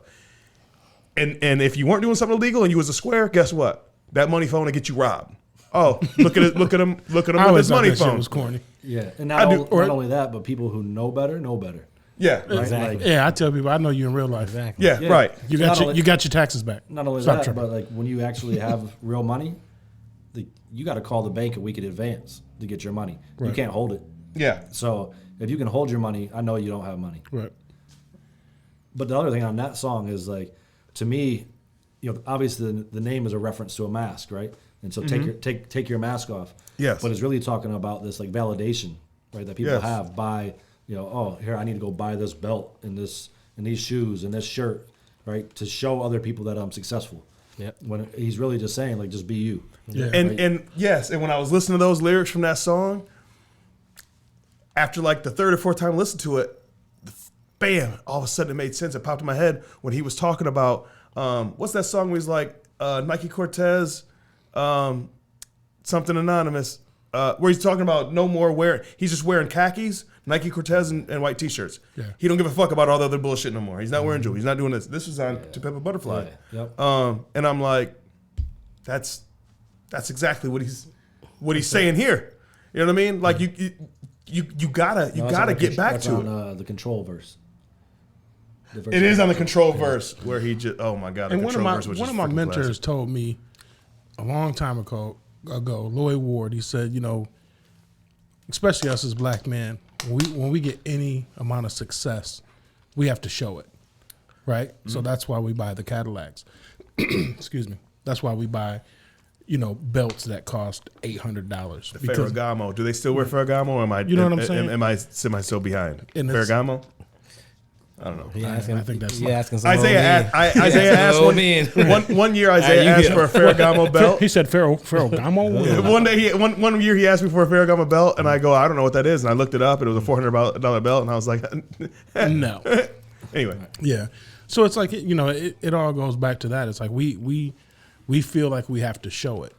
You know what I mean? Because understandably though, because there's no way for quote the man, whoever that may be, to see that we're successful other than if we show it. Mm-hmm. Because if we just wear a pair of jeans and a white t-shirt, he's probably broke. Mm-hmm. You feel what I'm saying? That's our mentality. Right. That's the mentality. Yep. But if and once again, he told me this probably 20 years ago. But if you look at it, it's like all of the black men that are uber successful don't wear it. Unless they're going out to a party, they may have on it, but they don't have on a suit that says Dior. Mm-hmm. They'll just let look you. At the wealthiest people in the world. Right, t-shirt and jeans. T-shirt and some jeans, some New Balance. Yeah, because they already have what nobody else has. Right. We don't have to. They don't have to prove anything. I think everybody that comes from lesser means kind of does the same thing. right? Like once you get that first job, that first paycheck, what are you going to buy? Oh, I gotta go with those Jordans, right? Like for myself, I grew up. My parents gave me $25 to get whatever shoes I wanted to get. Right, as a kid, I was at Kmart or Walmart or whatever. As I got into high school, my mom said, "We still have $25 to give you to get whatever pair of shoes you want." And so now, I have hundreds of shoes because I'm making up for that thing that I thought was important as a kid that I didn't have. Right, so I think that's inherent until you know better. So again, like I think if we taught these kids that wearing a pair of Dockers and a $5 T-shirt is cool, that's what they would do. Right. And I don't want to get too deep with it because this isn't Shit Gets Deep podcast. Shout out to my boys over there at Shit Gets Deep podcast. But I'll say this though, in defense of black folks, man, is because if we walk into a room and if we're in a mix and mingle room, right, and we find out that this billionaire in the room has on Dockers from Kohl's and his New Balance and his T-shirt, you know what I mean? Once we find that out, we're like, man, that's so dope. We give him validation, right? That's what we do. We give him that's so dope, right? In return, what we do though is we say we have to be loud. We have to. Our first impression has to be, oh, that guy's serious. We don't know that they clown us for wearing the chains. Exactly. Yep. We don't know that though. Right? But we already feel as black men, black women, is that we think that we're already behind. In a lot of rooms we are behind because you're already maybe not welcome because there still is the good old boys out there. For sure. Right? And so you get in that room and you go, and you feel like you have to validate yourself before you ever open your mouth. It's not even about your intelligence. It's not even about what shaking your hands and giving your business card or whatever the mix and mingle may be. But what we don't know is that they actually clown us when we try to look better. Kanye West is, and the only way I can put an analogy on it. Kanye West when he's talking about we had the same on Ain't Nobody Fucking With My Click. I think it was that one where he was talking about we had the same Maybach. Mine's tenant and his might have been rented. White people get money, don't spend it. And it's like that's the only way of analogy I can think of is like, no man, they're doing it smart. They actually laugh at rappers when they buy a fucking Bentley because they know that depreciates with value the minute they hand you them keys. You know what I mean? And different stuff like that. So to defend black men, that's the way we think. It's also up to us to I feel like if you're going to change something, you have to recognize of why we do what we do first. You know what I mean? And that's just my little way of recognizing why I used to do that. Why I used to have a gold grill. You know what I mean? Right. Why I used to, live on people's couches and literally have a fucking chain with diamonds in it. I literally had a chain. There's no bullshit. I literally had a chain with diamonds in it and I lived on couches. You know what I mean? So when I do walk into a room, I can say, hey, I'm here. Look at me. Right? So you have to recognize where you've been to know where you're going. Right. I feel in a sense. And I didn't want to really get too deep with it, but I just had to kind of put that point out there as I understand why, though, we do what we do. Right. You know what I mean? But guess what? It's information age. Yeah, let's change it. Now it's time to change it. Let's tell these people you don't need to do that. Right. You know what I mean? Yep. But here comes the caveat though. We're all conscious listeners of hip hop music. Right? We can discern that from N95. The young generation, they're gonna say, "Oh, this has got some bounce." They ain't gonna listen to a word that dude's saying. Right? Yeah, okay. Or they're gonna say, like you mentioned before, talking to Isaiah and Zach, like, oh, Kendrick, like, he's a conscious rapper. We don't listen to that stuff. They do tell me that, right? Actually, yeah. And so, unfortunately, he's almost preaching to the choir a little bit, right? At least for us in this room, right? But yeah, again, it's once you know better, and it's just handing that knowledge down. Once you know better, do better. Yeah, exactly, and teach better. I was gonna say Die Hard to me is the one song that still has that like West Coast bounce to it. on this album. I wish I could. When you said that, I just looked over here and I'm like, man, I wish I can I can play it because yeah, you're right. So that was the one thing for me, listening to this the first time. So the Pimp a Butterfly obviously has that ton of jazz samples in it. Yes. Right? This one doesn't have nearly as many samples. I think on I think that's on Father Time. No, it's on Mr. Morale. No, it is on Father Time. They had that sample that they play in reverse, which is it's crazy. Is that what that is? Yeah. So that's was it Hoskins? It's what's it called? Hoskins around. You're not there, and they actually play it in reverse. Oh my! No, I gotta go Yes, back. I gotta I go know. back. I didn't know. realize I know exactly what you're talking about too. And I'm like, this is something funky and different. Yeah. What's this? That's like I tell TJ all the time, like music. I'll be like, that's a sample, but I can't place it. And I said the same thing about that. Like that's a sample I've heard somewhere, but I ain't know. Yeah, and where. he But does that yes. on Damn. I think he had a couple samples that were in reverse. Yeah. I do remember. What's the one where he's kind of where the video? I think he's like slumped out in that booth. At like it looks like a strip joint or a lounge or something, and he's just it's almost like he's drunk and he's just, you know what I mean? That's Keeps Fear or what one that is. Rome, you looking like fuck Kendrick Lamar. No, I'm just listening, bro. I haven't got a heard it, jazzy so, beat. you know. because he's These not Walls, rapping, These he's Walls. talking. That's These Walls. Is that what that is? Yep. Is that that's got to be a jazz sample, right? Yeah, that's a jazz sample. But then obviously on that album also, he reverses himself, right? His lyrics. So like in the last song, that entire last part that sounds all screwed up is actually his first verse in reverse. Holy shit!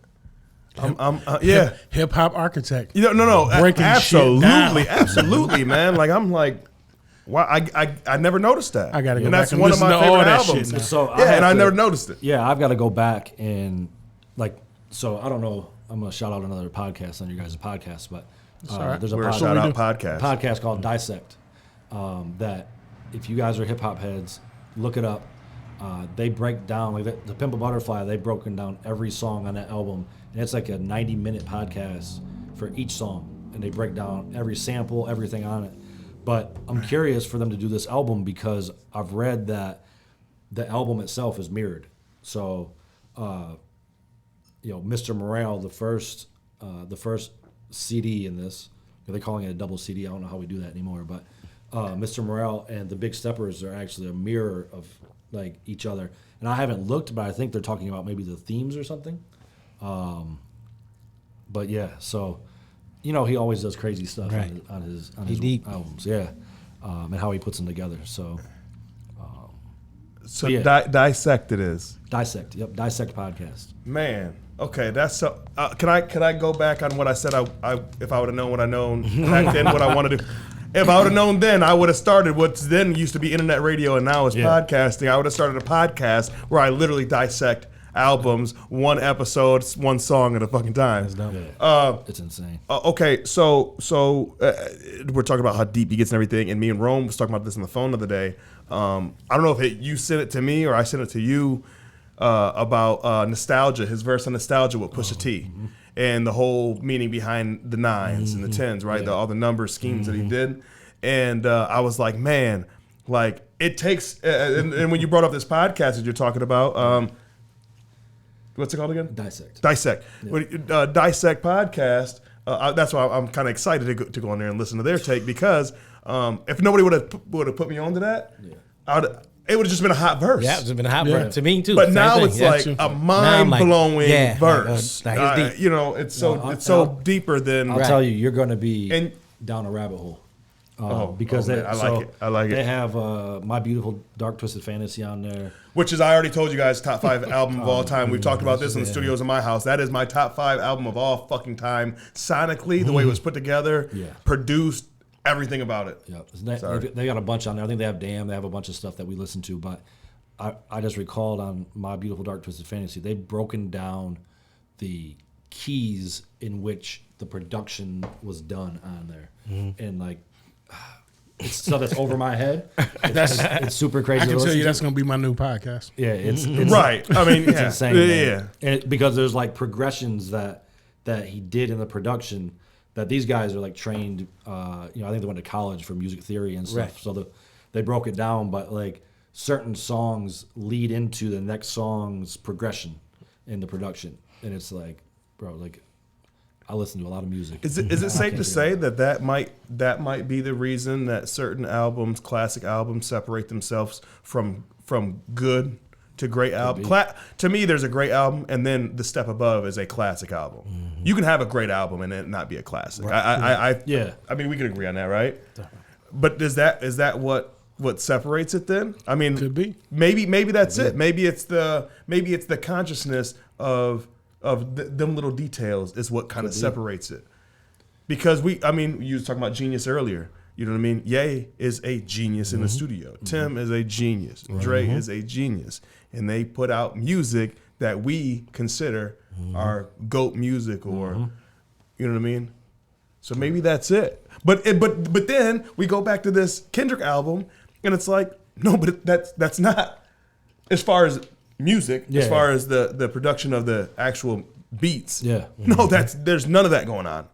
As far as traditional way that Dre, I was going to say, it's not Pharrell, Right. Doesn't mean that it's not amazing, but it's Right. Not It's different for sure. It's like an eye opener. Like, oh, there's this too. Yeah. Like, You know you what I do mean? that? Okay. Oh, there's this too. What about Push's new album? Yes, we talked. I haven't listened to a song. He hasn't listened. He hasn't listened to a song of it yet, and because he's been on the Kendrick, Well, and I'll tell even you, though Push came out earlier. I don't know that I've ever listened to a full Pusha album as a solo artist. All right. Well, this has been another episode of the Beyond the Tracks podcast. Thank y'all for tuning in. Good night. What? What is it? I Why? struggle Is there with why? him. This is The why dope I talk? struggle with Pusha. Yeah, like now you're a multi-millionaire and you're still telling me the same thing you told me in 1999. Right. Well, I tell you what, he just said on the Drink Champs podcast that he's basically written the same album for the last 20 years. Yeah, he has. You know, And what else did he say though? You're getting to it. What do you mean? That he when he told Nori. Oh, he's in like, I his know lane. I'm in my lane. That's my lane. Right. It's my lane. I'm just doing it different now. Yeah. Yes. Okay. Yes. But musically, maybe not lyrically. I love the lyrics, but musically, banger. Yeah. It's a fuck. I play it. I mean, it's Kanye and Pharrell. Yeah. Right. Yeah. Like, right. Yeah, I know for the whole production. thing. Right. How can you fail on that? I thought you couldn't do better than Daytona. I really still to this day bang Daytona like it just came out yesterday, before his new album came out, and then he hits me with this, and I love. I don't know if you watched. I'm only a half an hour into that interview. I'm about an hour. I love when he was talking about how, and going back to the point of him spitting talking about the same things. It's what he knows, right? Yeah. And he wants to stay in that lane because that's the rapper that he is. But the difference for this album is when he's telling that story about Pharrell, kept telling him like his whole album was done. And Pharrell was like, no, that's not it. And Pharrell pushed him into being a character. And after he tells that story about him being the Joker character, because they kept watching Joker. Yes, then you see it. Then it makes sense. Hear it. And then after all that story, then he talked about, hey, I'm not even rapping like that. I'm not really rapping on this album. You know what I mean? And it made sense. It was like, you just took that next step. Mm-hmm. Yeah. We know you have been doing 16 after 16 since the beginning of Clips. Mm-hmm. Yeah. And now that's how you're being relevant. Mm-hmm. And I love it because I love Pusha. And he can talk the dope talk. And his brother's on this album. To too, me, yes. which is Oh. Yeah, Malice. Yeah, Malice comes out the okay. woodwork. Actually, it's called Pray. I Pray For You. I Pray For You. Okay. Is actually is what it's called. And it's really dope, man. Malice still has it. I don't care what anybody says. He got saved. He got into the church. And He still has it, yeah, though. said he didn't want to do it no more. He still has it. Yeah, I'm sure. It Like- don't go away. Like, I'm sure that if Malice wanted to get back into rapping, I'm sure that Jesus, if he hasn't already came back, he'd be in the background. There's just, I'm just saying, he'd have to be in the background bobbing his head. Like, I'm gonna go listen to that track when we leave here because I love when artists get pushed into a space that they're not normally in. So I'm already assuming, since Malice is on it, the content of that song is not the typical Pusha song. Right. But Yeah. so like as an example, you mentioned Sci-Hi earlier. I was gonna bring up a song that he did with Toby Nwigwe and Black Thought. Oh yes. I forgot what that's called now, but when Toby doesn't allow any cursing in any of his music, and so like Royce has done a song with him, Black Thought's done a couple, but it's interesting to hear the artists that he brings in because they're forced to almost be more conscious about what they're saying and how they're saying it. Yeah. Right, and their verses are always crazy because of that, and so I think like I'll be curious to hear this song with Malice, but I just love that because it's like, all right, you're a great artist. And it's almost like I can't remember where I heard this. I think Rick Ross brought it up on "Devil in a New Dress," where he wrote his verse for that track and went in the booth and recorded it. And Kanye was like, "You can do better," and he went back and wrote a whole new verse. And that's the verse that we heard was his second verse. Yeah. But when artists have somebody that's like, that's cool, but step it up, right? And then that's when we get classic stuff. Yeah. We won't mention who or anything because it's not malicious at all. But there's some people that we actually know that we were talking about earlier. Yeah. We were talking about the same subject. And I want to say this as a PSA. Let's normalize people that actually care about your music, that are working with you on music. It's okay to say, hey, man, I don't think that's it. That's why Because guess what? that's what Your they yes used men to in the do. room are going to go, bro, that's a banger. When the Island Boys go, I'm an Island Boy, the people in the room was like, that's it, bro. That's it. Man, fuck But that. they told the truth though. They weren't lying. What? That was it. That's a hit, No, they didn't know that when they was in the studio room. bro. That's a hit. I mean, it's facts, right? No, it's not. Not before the music gets put out. So you saying when they recorded that song, the people in the room said, "This is not it." No. I'm saying the opposite. You saying the I'm people in the room saying- saying, "Yeah, this is it." When they're in that room before it becomes a hit, they're going, that's a hit, knowing damn well that they didn't think that was a hit. You can't convince me that the marketing made it a hit. I get That's what what you're I'm saying. saying. Yeah, Yeah. I get what you're Before it's out. Yeah, no. right, Factually, that's a hit. Yeah, Factually. right. I get And I yeah. hate that I have to say that, but Island Yeah, Boys was a hit sucks. because Yeah. people in the room like this that are hip hop heads actually fucking know and that that's- song and know that they exist. And You that's just why sung. I can't do music. Because for that fact, I would be in it. Oh no, we're not doing that. Obviously, and sometimes I would be wrong because I hear music now that I be thinking, how did they let them record that? Listen, I said a million times, and right now I have another level of respect for her because she has grown in her craft. But when Cardi B first started, I couldn't stand it. It was horrible to me. I hate it. I was like, who co-signed this? She had that Who bonus. said? But she has grown in her talent. Her skills have grown. You know, she Absolutely. didn't put the work in. You know, so I've definitely developed a bigger respect for her and her music. And here's the thing: you can grow the relationships around you. Also, see that let's normalize shit like that, man. Because if you just stay in the same room that you're always fucking in, you're always gonna do the same shit that you was always doing. Cardi B is in a whole different room now, especially with her husband and the different people he's around. Like, let's keep it a buck. Like, Yeah. you're only as good as the people you surround yourself by when it comes to shit like that. You know what I mean? If all I got is yes men around, guess what? I can be doing trash ass, and we'll just keep it on music level. Yeah. I don't want to go too deep, but I'm just saying, you could do some trash ass shit, and if yes man say, yo, that's good, and then when the yes man ain't with you no more, when you go knock on the door and go, I got the hottest shit in America. You about to sign me right now, and they rip your CD, they snap your CD. I don't even know if they don't even do CDs no more. Right. But if they snap your USB, Dorian actually told me they don't do USBs no more neither. He like totally clowned me. When I was getting Dorian's music, he was like, "You want me to put it on a flash drive?" Yeah. Anyway, but yeah, they're gonna rip that up in front of you and corrupt go your file. right. They're gonna control alt delete. And you know what I mean? And then that's gonna fucking break your spirit, break your heart, and it's up to you to realize, are those people there to hurt me or to help me? And the point that I'm trying to make is, let's normalize that, man. We need to normalize that in the hip hop community because I think that that's where it happens the most. It doesn't happen. I don't believe it happens that often in the rock community or in the country community and stuff like that, where we don't accept our actual real friends. Or actually, it doesn't even have to be our friends, our real producers that are part of this project that they're putting their name on going, hey, I don't know about that, man. You know what I mean? Right. Yeah. If they know what the fuck they're talking, if Dre tells you, if somebody decorated, obviously you're gonna go, okay, I'm gonna listen to him. But how about this? Some of the people in your room, they give a fuck about you. Yeah. You know what I mean? They don't have to be a Dre to give a fuck about you and go, hey man, that might not be it. Right. Let's normalize that shit. Yeah. Right. Well, the greatest artists. So let's take Kanye as an example.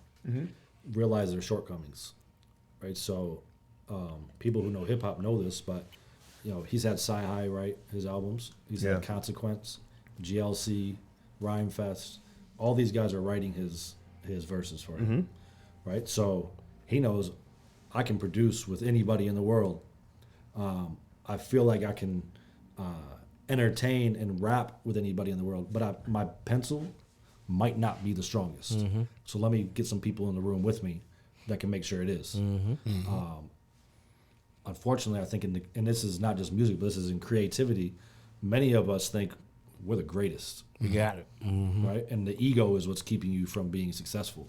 When you can realize, like, I do this really well, this I don't do so well, let me hire somebody that does that. That's when you really blow up in whatever you're doing.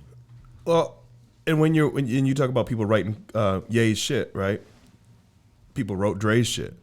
People write people's shit, right? That's what happens in hip hop. Drake. Hey, people out there, if you don't know, there's a lot of people that don't write their own shit, and they might even started off writing their own shit, but they don't anymore. Yep. But I want to normalize in hip hop too, because I am one of those people that go, well, I can't say that you're one of the best lyricists if you don't write your own shit, and I still stand by that. But that's not to say that we should demonize somebody who puts out great music that has a team where, man, you're the writer. Look at NWA back in the day. Cube, you're the writer. DOC, you're the writer. You know what I mean? You other guys, you're a character, you're a producer. Play your role, and as a group, we can put out the best product. You know what I mean?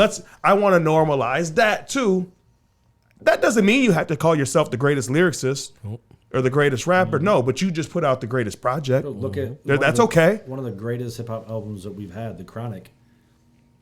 I don't know how much Dre actually wrote on that. Probably very little, if anything. Very little. Like He DLC. said, my name is Dre. Yeah. It's a whole bunch of people on it. Yeah, they took out DOC's name and Snoop's name and Ren's name and put in Dre. Right, but he knew how to put together an album. That thing is a banger from front to back. That's art. Yeah, and I mean That's art. Some of the greatest people. And he don't claim to be the best MC. No, No. and a lot of the people that are that have orchestrated hip hop over the years we've never heard their voice. Right. Like, you look at a guy like Rick Rubin. Like Rick Rubin's, I don't know that his voice has ever been on a record. That dude has produced more platinum records. than Beastie anybody. Boys. Yeah. He was on the Beastie Boys. Oh, he was on there. In the background. Oh, okay. But yeah, I mean, that dude has executive produced everybody from Jay-Z to the Beastie Boys to the Dixie Chicks and everybody in between, right? But I'll say the everyday music listener has no idea who that man is. Right.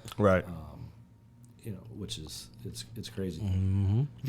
But that's also though what makes hip hop heads. You know what I mean? And I don't know who produced AC/DC's first album, but I love me some AC/DC. You know what I mean? Well, if you like their first album, then you like all their albums.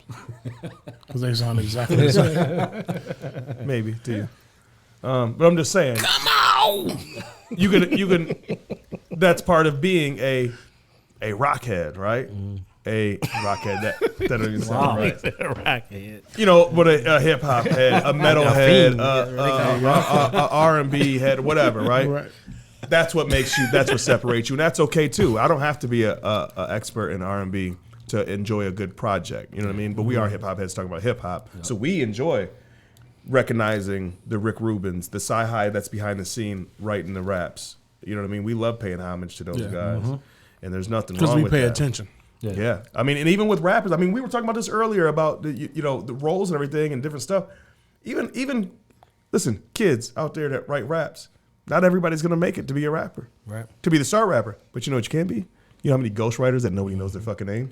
Hey, kids, you are much better off being the writer than being the rapper. Let me tell you that right You now. actually get paid before the rapper. Hey, let me tell you something. You actually get paid before the rapper gets paid. The producer, the writer, the record company, obviously they take their cut. But I'm just saying, you get paid before the actual art. The artist is the last person to get paid. Yes, and every time actually the second to the last, because the manager is the last to get paid. And every time that artist performs that song, you're getting paid. Yes, called royalties. You can go to the mall and not be harassed by anybody. Right. Yep. Just go live your life and cash your checks. But how the hell did he get that?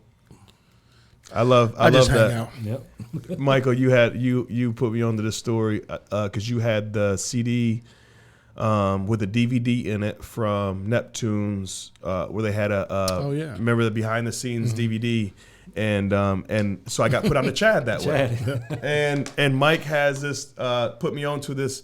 I don't even remember what was on because I don't think YouTube was around that time, but anyway.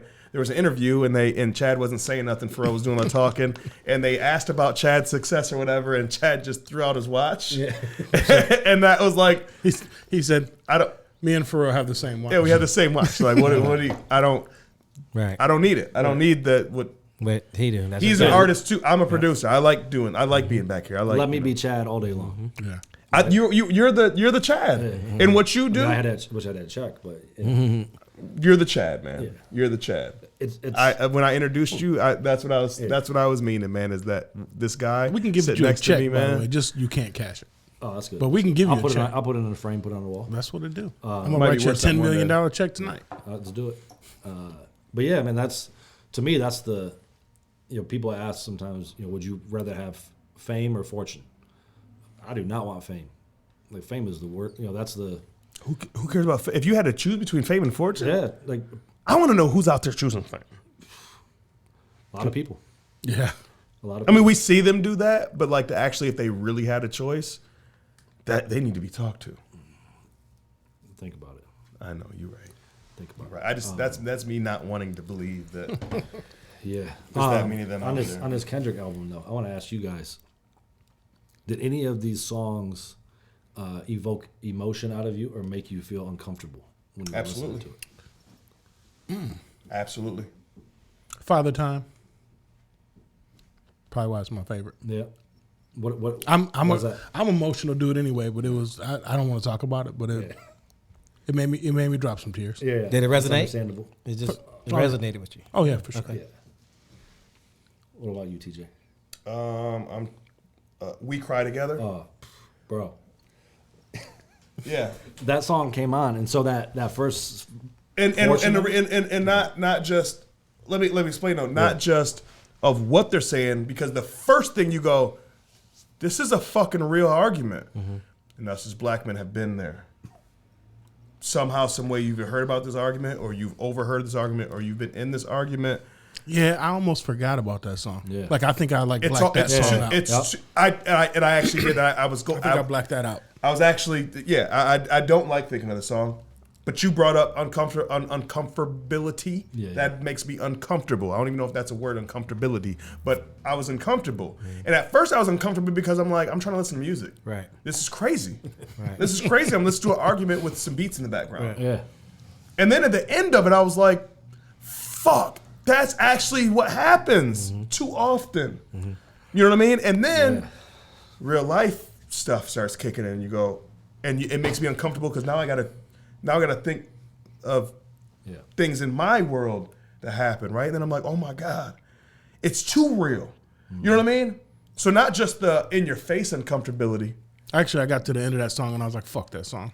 Me too. I remember that. Me too. It took me a while to go back and listen to it again, and I only listened to it again because I had to, because it was like a car wreck. But you had to, because I was just like, man, I have to.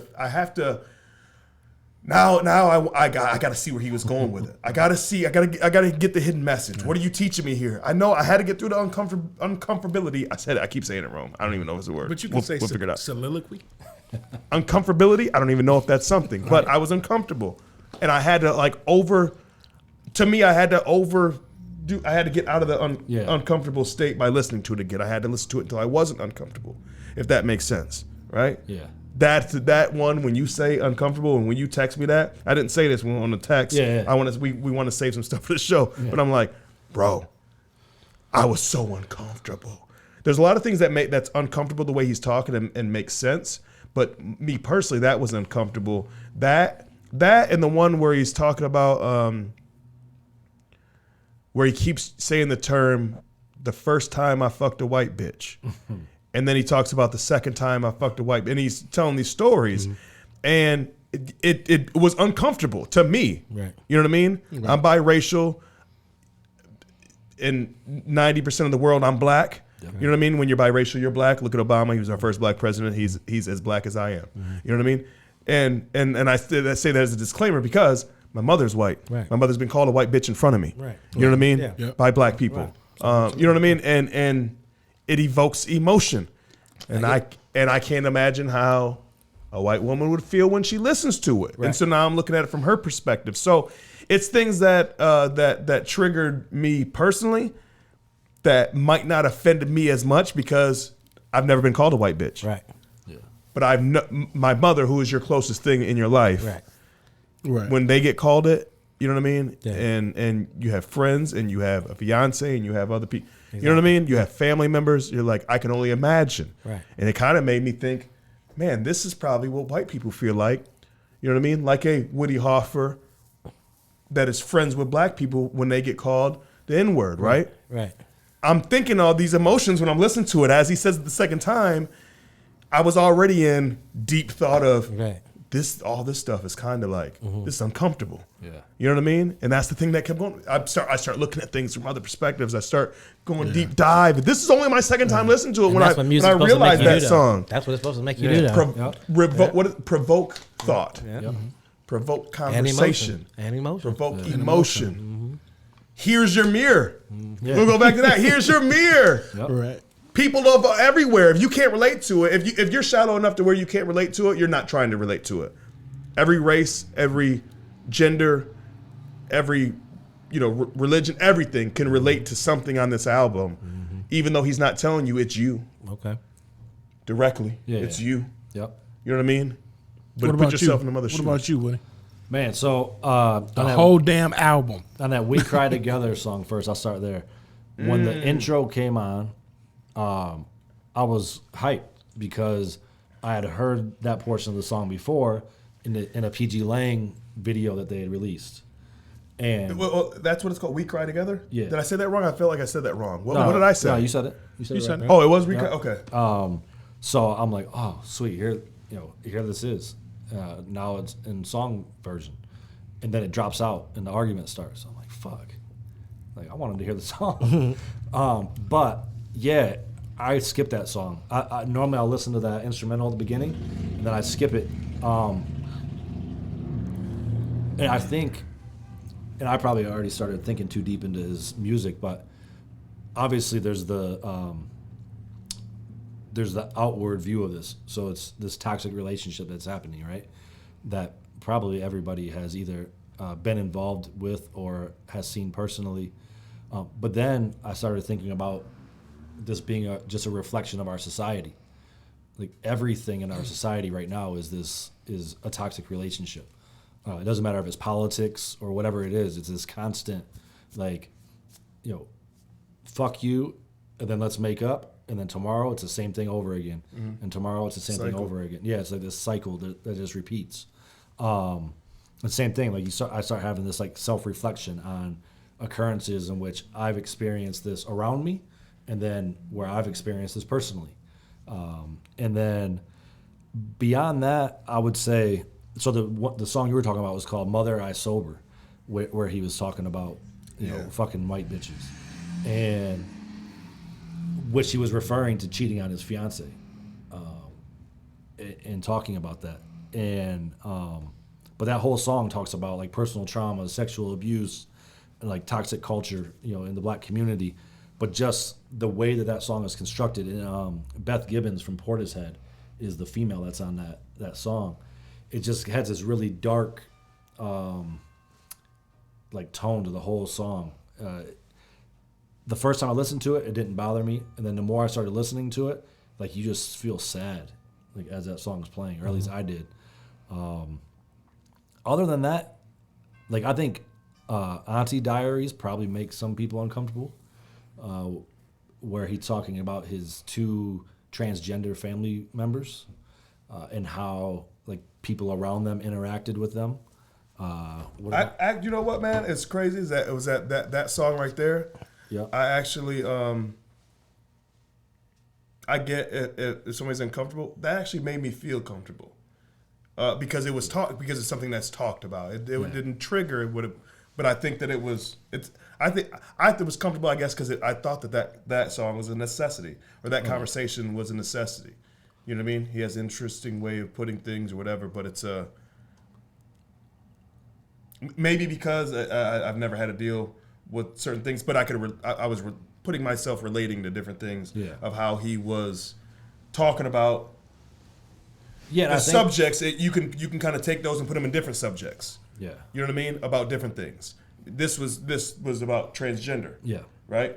And I think a lot of it had to do with just kind of the phobia that's in the black community, right? Yeah, that's what I was going to say. Is you could actually, you could take the transgender and you can do other things. You can talk about interracial relationships, or you can talk about gay and lesbian, or you can talk. You know what I mean? So I think that you can. I think that was well constructed enough that if you dive deep into it, you can actually take that transgender subject out and put another subject in, and it still makes sense and it still resonate. Absolutely. The one thing I pulled out from that was this quote that he says, "Mr. Preacher Man, shall we love thy neighbor, the laws of the land or the heart?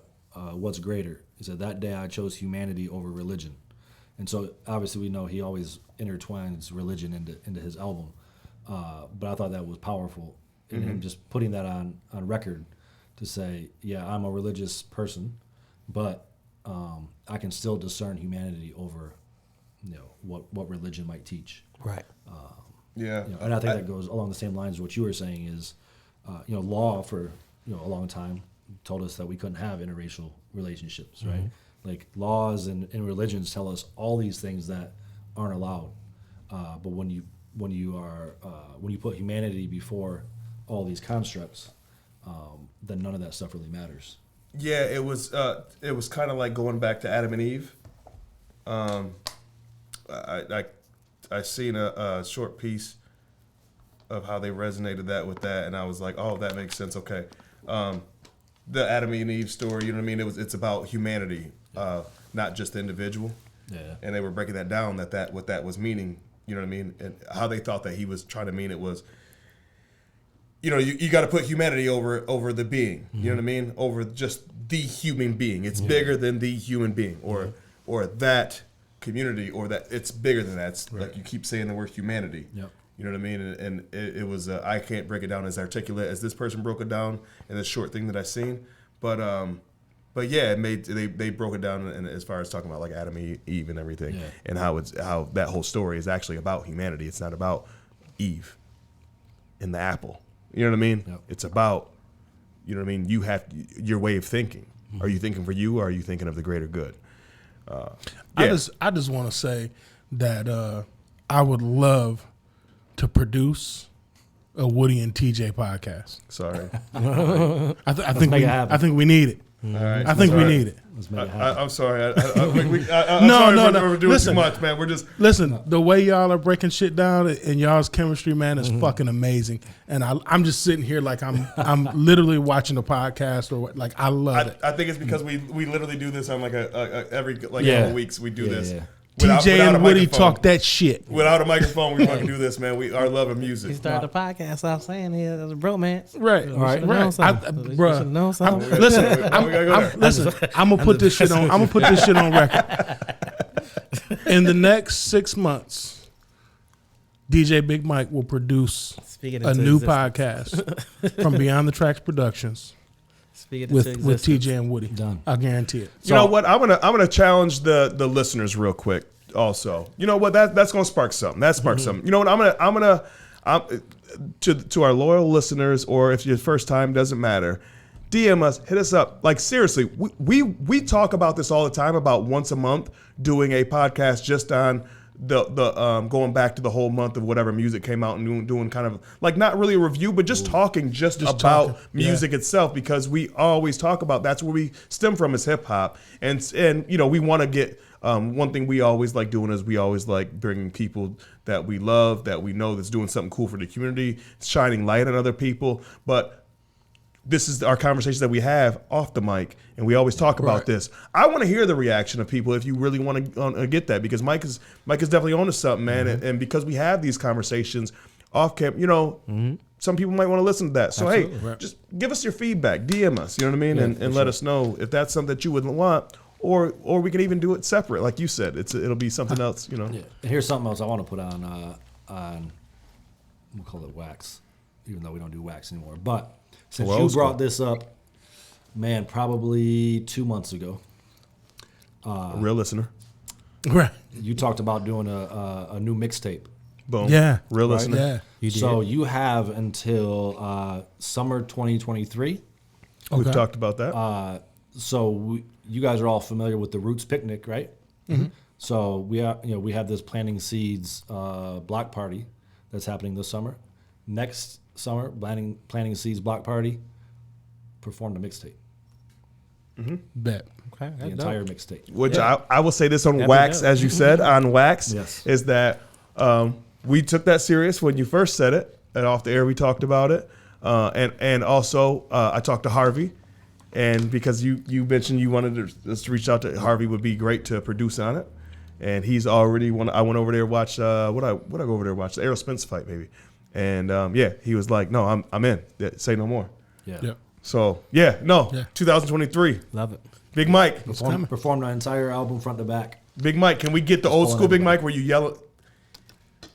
It's Big Mike. I might wear a red suit. Oh, shit. Oh shit! You're talking about going back to them days and fucking Canada. Suge Knight, motherfucker. He's a real listener. It's Suge Mike. Suge Mike in him. Shout out to Willie. Yeah, and at this year's Planting Seeds block party with you DJing, we can't have this little quiet mic up there just playing some Earth, Wind, and Fire. Like, we need DJ Big Mike. Whoa. Hey, I don't know if you know what Pandora's box you're opening, buddy. Open it. Mike's spin. No, Mike's spin. Mike, Open. Mike is waiting to jump out the box. At our comedy show, he wants to jump out the box so bad, and we have to tell him, "Hey, this is comedy. This isn't the hoot nanny. He should this get, is he should the get a set, comedy." though. You need a set. Mike's spin. No, you got a set. Done. I think this time we just need to hit him with a set. Like the doors open for the 8. Put him with a set. 8:30. You want to just do a set? Fuck it. Quick little set. If you start off with some quinceañera shit, it'll get them vibing. It is Amaya's, and then you can slowly transition into whatever the fuck you want to do. I got a joint. I got my quinceañera hit. I'm gonna start with that because I'm just gonna say Little John is on this joint. Oh wow. What? Yeah. So I'm gonna start with that. Wow. And that with that being said, no, because we haven't even talked about this. Today, when this comes out, we will be at Amaya's for another Funny Fridays. This time with Dustin Cole, Cam Rowe, and Ernie Lee, Monroe's very own Ernie Lee. You have seen him on Detroiters. You have seen him on Werewolf Island. You have seen him on many movies. You're about to see him on stage bringing some funny. He's going to represent Monroe. Also, Devin Rucker, Downtown Dev, sends his love. He will be in Denver, but we still talk about how much he appreciated how much love he got from hosting the last show. So we want to make this a new thing, man, where every show we make sure that it's a host that is Monroe's very own if we're going to be doing a show in Monroe. So this time it happens to be Ernie Lee. So May 20th, we got 8 Mile Vodka. There's going to be another drink special with them. Shout out to Mikey Shoemaker. He's helping throw the show. DJ Big Mike is going to be on the 1s and 2s. Like I said, Cam Big Fella Rowe. Shout out to him. Go follow him on social media. He's got a lot of cool stuff going on. Dustin Cole is going to be up there. Ernie Lee. And I'm just saying. I'm Rome. What's that? I'm just saying the Enforcer. They was calling you the Enforcer. The Enforcer will be in the building. No, I'm being a building, man. They said R.O. the Enforcer was there. And the great staff, as always, will be there with great food, great drinks, great vibes. And that is 9 o'clock is when the show starts. Doors open at 8 at Amaya's on Friday. And then following that, on Wednesday, DJ Big Mike will be spinning again at Amaya's for a special event for it's a night with Darren McCartney, which also is going to be featuring Rhino, that Gary Paulette is throwing, Mikey Shue, the Brain Jerk Boys. I shouldn't even say the Brain Jerk Boys, the Brain Jerk Crew, because they have some incredible women in their crew. Let me stop it. And they're going to be doing all the proceeds to that are going to the homeless teens project here in Monroe through MCOP. So that's going to be going on Wednesday, man. A lot of cool stuff going up. They just added another show in September for Drag Queen Bingo. I got to mention that. Have you seen that? They added another show. I did. They sold out the next one, and then the next one. So they just keep bringing them. So yeah, a lot of dope ass stuff. Yes, I had to mention all that before we get up out of here. Woody, what do you? You know what? How about you give out all the dates of everything that we got going on with the Mural program? Yep. And if do you have a date yet for this year's hip hop architect program for the kids? No, the camp. Nope, there's no date yet. No date yet for a camp.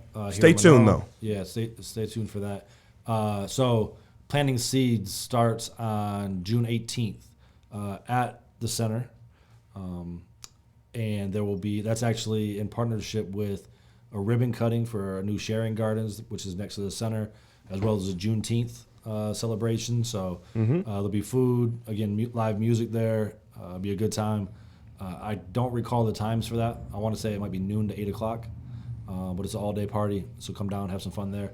And then the block party will be on July 16th. So go ahead and follow on Instagram at Planting Seeds to stay up on the details on that. And I'll be putting out some more information on when the artists will be starting the work. Please feel free, if you see a muralist doing their work, feel free to walk up, ask them questions. The entire idea behind this, especially for young people, is for young people to be able to see creatives who look like them out creating and feel comfortable walking up, asking questions, talking about their work, talking about their career. And so, yes, please feel free. They're all very approachable. Walk up, talk to them, get filmed, take some pictures, post on social media. So June 18th, July 16th, and then keep an eye out on MCOP's social media as well for some programming for youth as well in the community. And go out and follow on Instagram, Planting Seeds. Yep. Is it? How do you spell it? You spell it different than just all out Planting Seeds. Yeah, no vowels. So PLNTNG Seeds, SEEDS. And we can throw it in the description. Yeah, we'll definitely put it on the camera too. It'll pop up here in a second. Yeah, so definitely follow that. And then we're working on our website as well. So once that gets up, we'll throw that up as well. Yeah, man, it's going down, man. A lot of great things going on. June is going to be a huge month for us people in Monroe. All you people that aren't in Monroe, come fuck with us. We got a lot of cool shit going on. One more thing before we get out of here, I got to give a huge shout out to our homie Matt Lambert. Yes. Me and Matt talk all the time, man. He listens to every one of our shows. I'm no bullshit, man. Between Mikey, between Woody, and between Matt Lambert, like I know that by 9 a.m. one of them three are hitting me up talking about the show every Friday morning. I posted at midnight on Fridays. DJ Big Mike posts all the audios on Friday night or on Thursday nights or Friday morning at midnight. And I know that I'm getting one of them three hitting me up. Sure. Big shout out to Matt Lambert, and we're all friends. We all go back to high school. He wanted me to make sure that you didn't say nothing bad about him. To the Waterloo neighborhood with me. Yeah, he was talking about how he used to dunk on you and shit, bro. He was like, "Hey, make sure you shout me out. How much I dunked on him back in the day." Never. You know what I mean? Yeah. One more thing. I swear to God, we can get out of here. You get no more. June 9th, IWR Wrestling. Oh yeah. Yes. Going down to the FOP Hall. Go get your tickets. They got some really cool, really big matches coming up. I don't even want to get in character right now. I will get in character and start flipping tables. Bro, we're off the top ropes. Hashtag off the top ropes with it. Okay. Remember when we was on the lodge with it? If you've never been, you better get there, brother. Because we're going deep. Whoa. Pause that, man. Woo! Right. Oh, man. Let's just end it with this, man. Let's get up out of here. I am so glad to have you gentlemen, all of us in the same room at the same time, having a great conversation. This has been another episode of Beyond the Tracks podcast. I'm your boy TJ, the mayor. It's your man DJ Big Mike. It's your boy Arrow. And this is your boy Woody Hoffer. Thanks for having me, fellas. Yeah, thanks for being on. We appreciate you guys for listening and checking us out on the YouTube, Spotify, iHeartRadio, iTunes, and Google Podcasts, and many other spots. Take care. See y'all later. That's it. Monroe, stand up.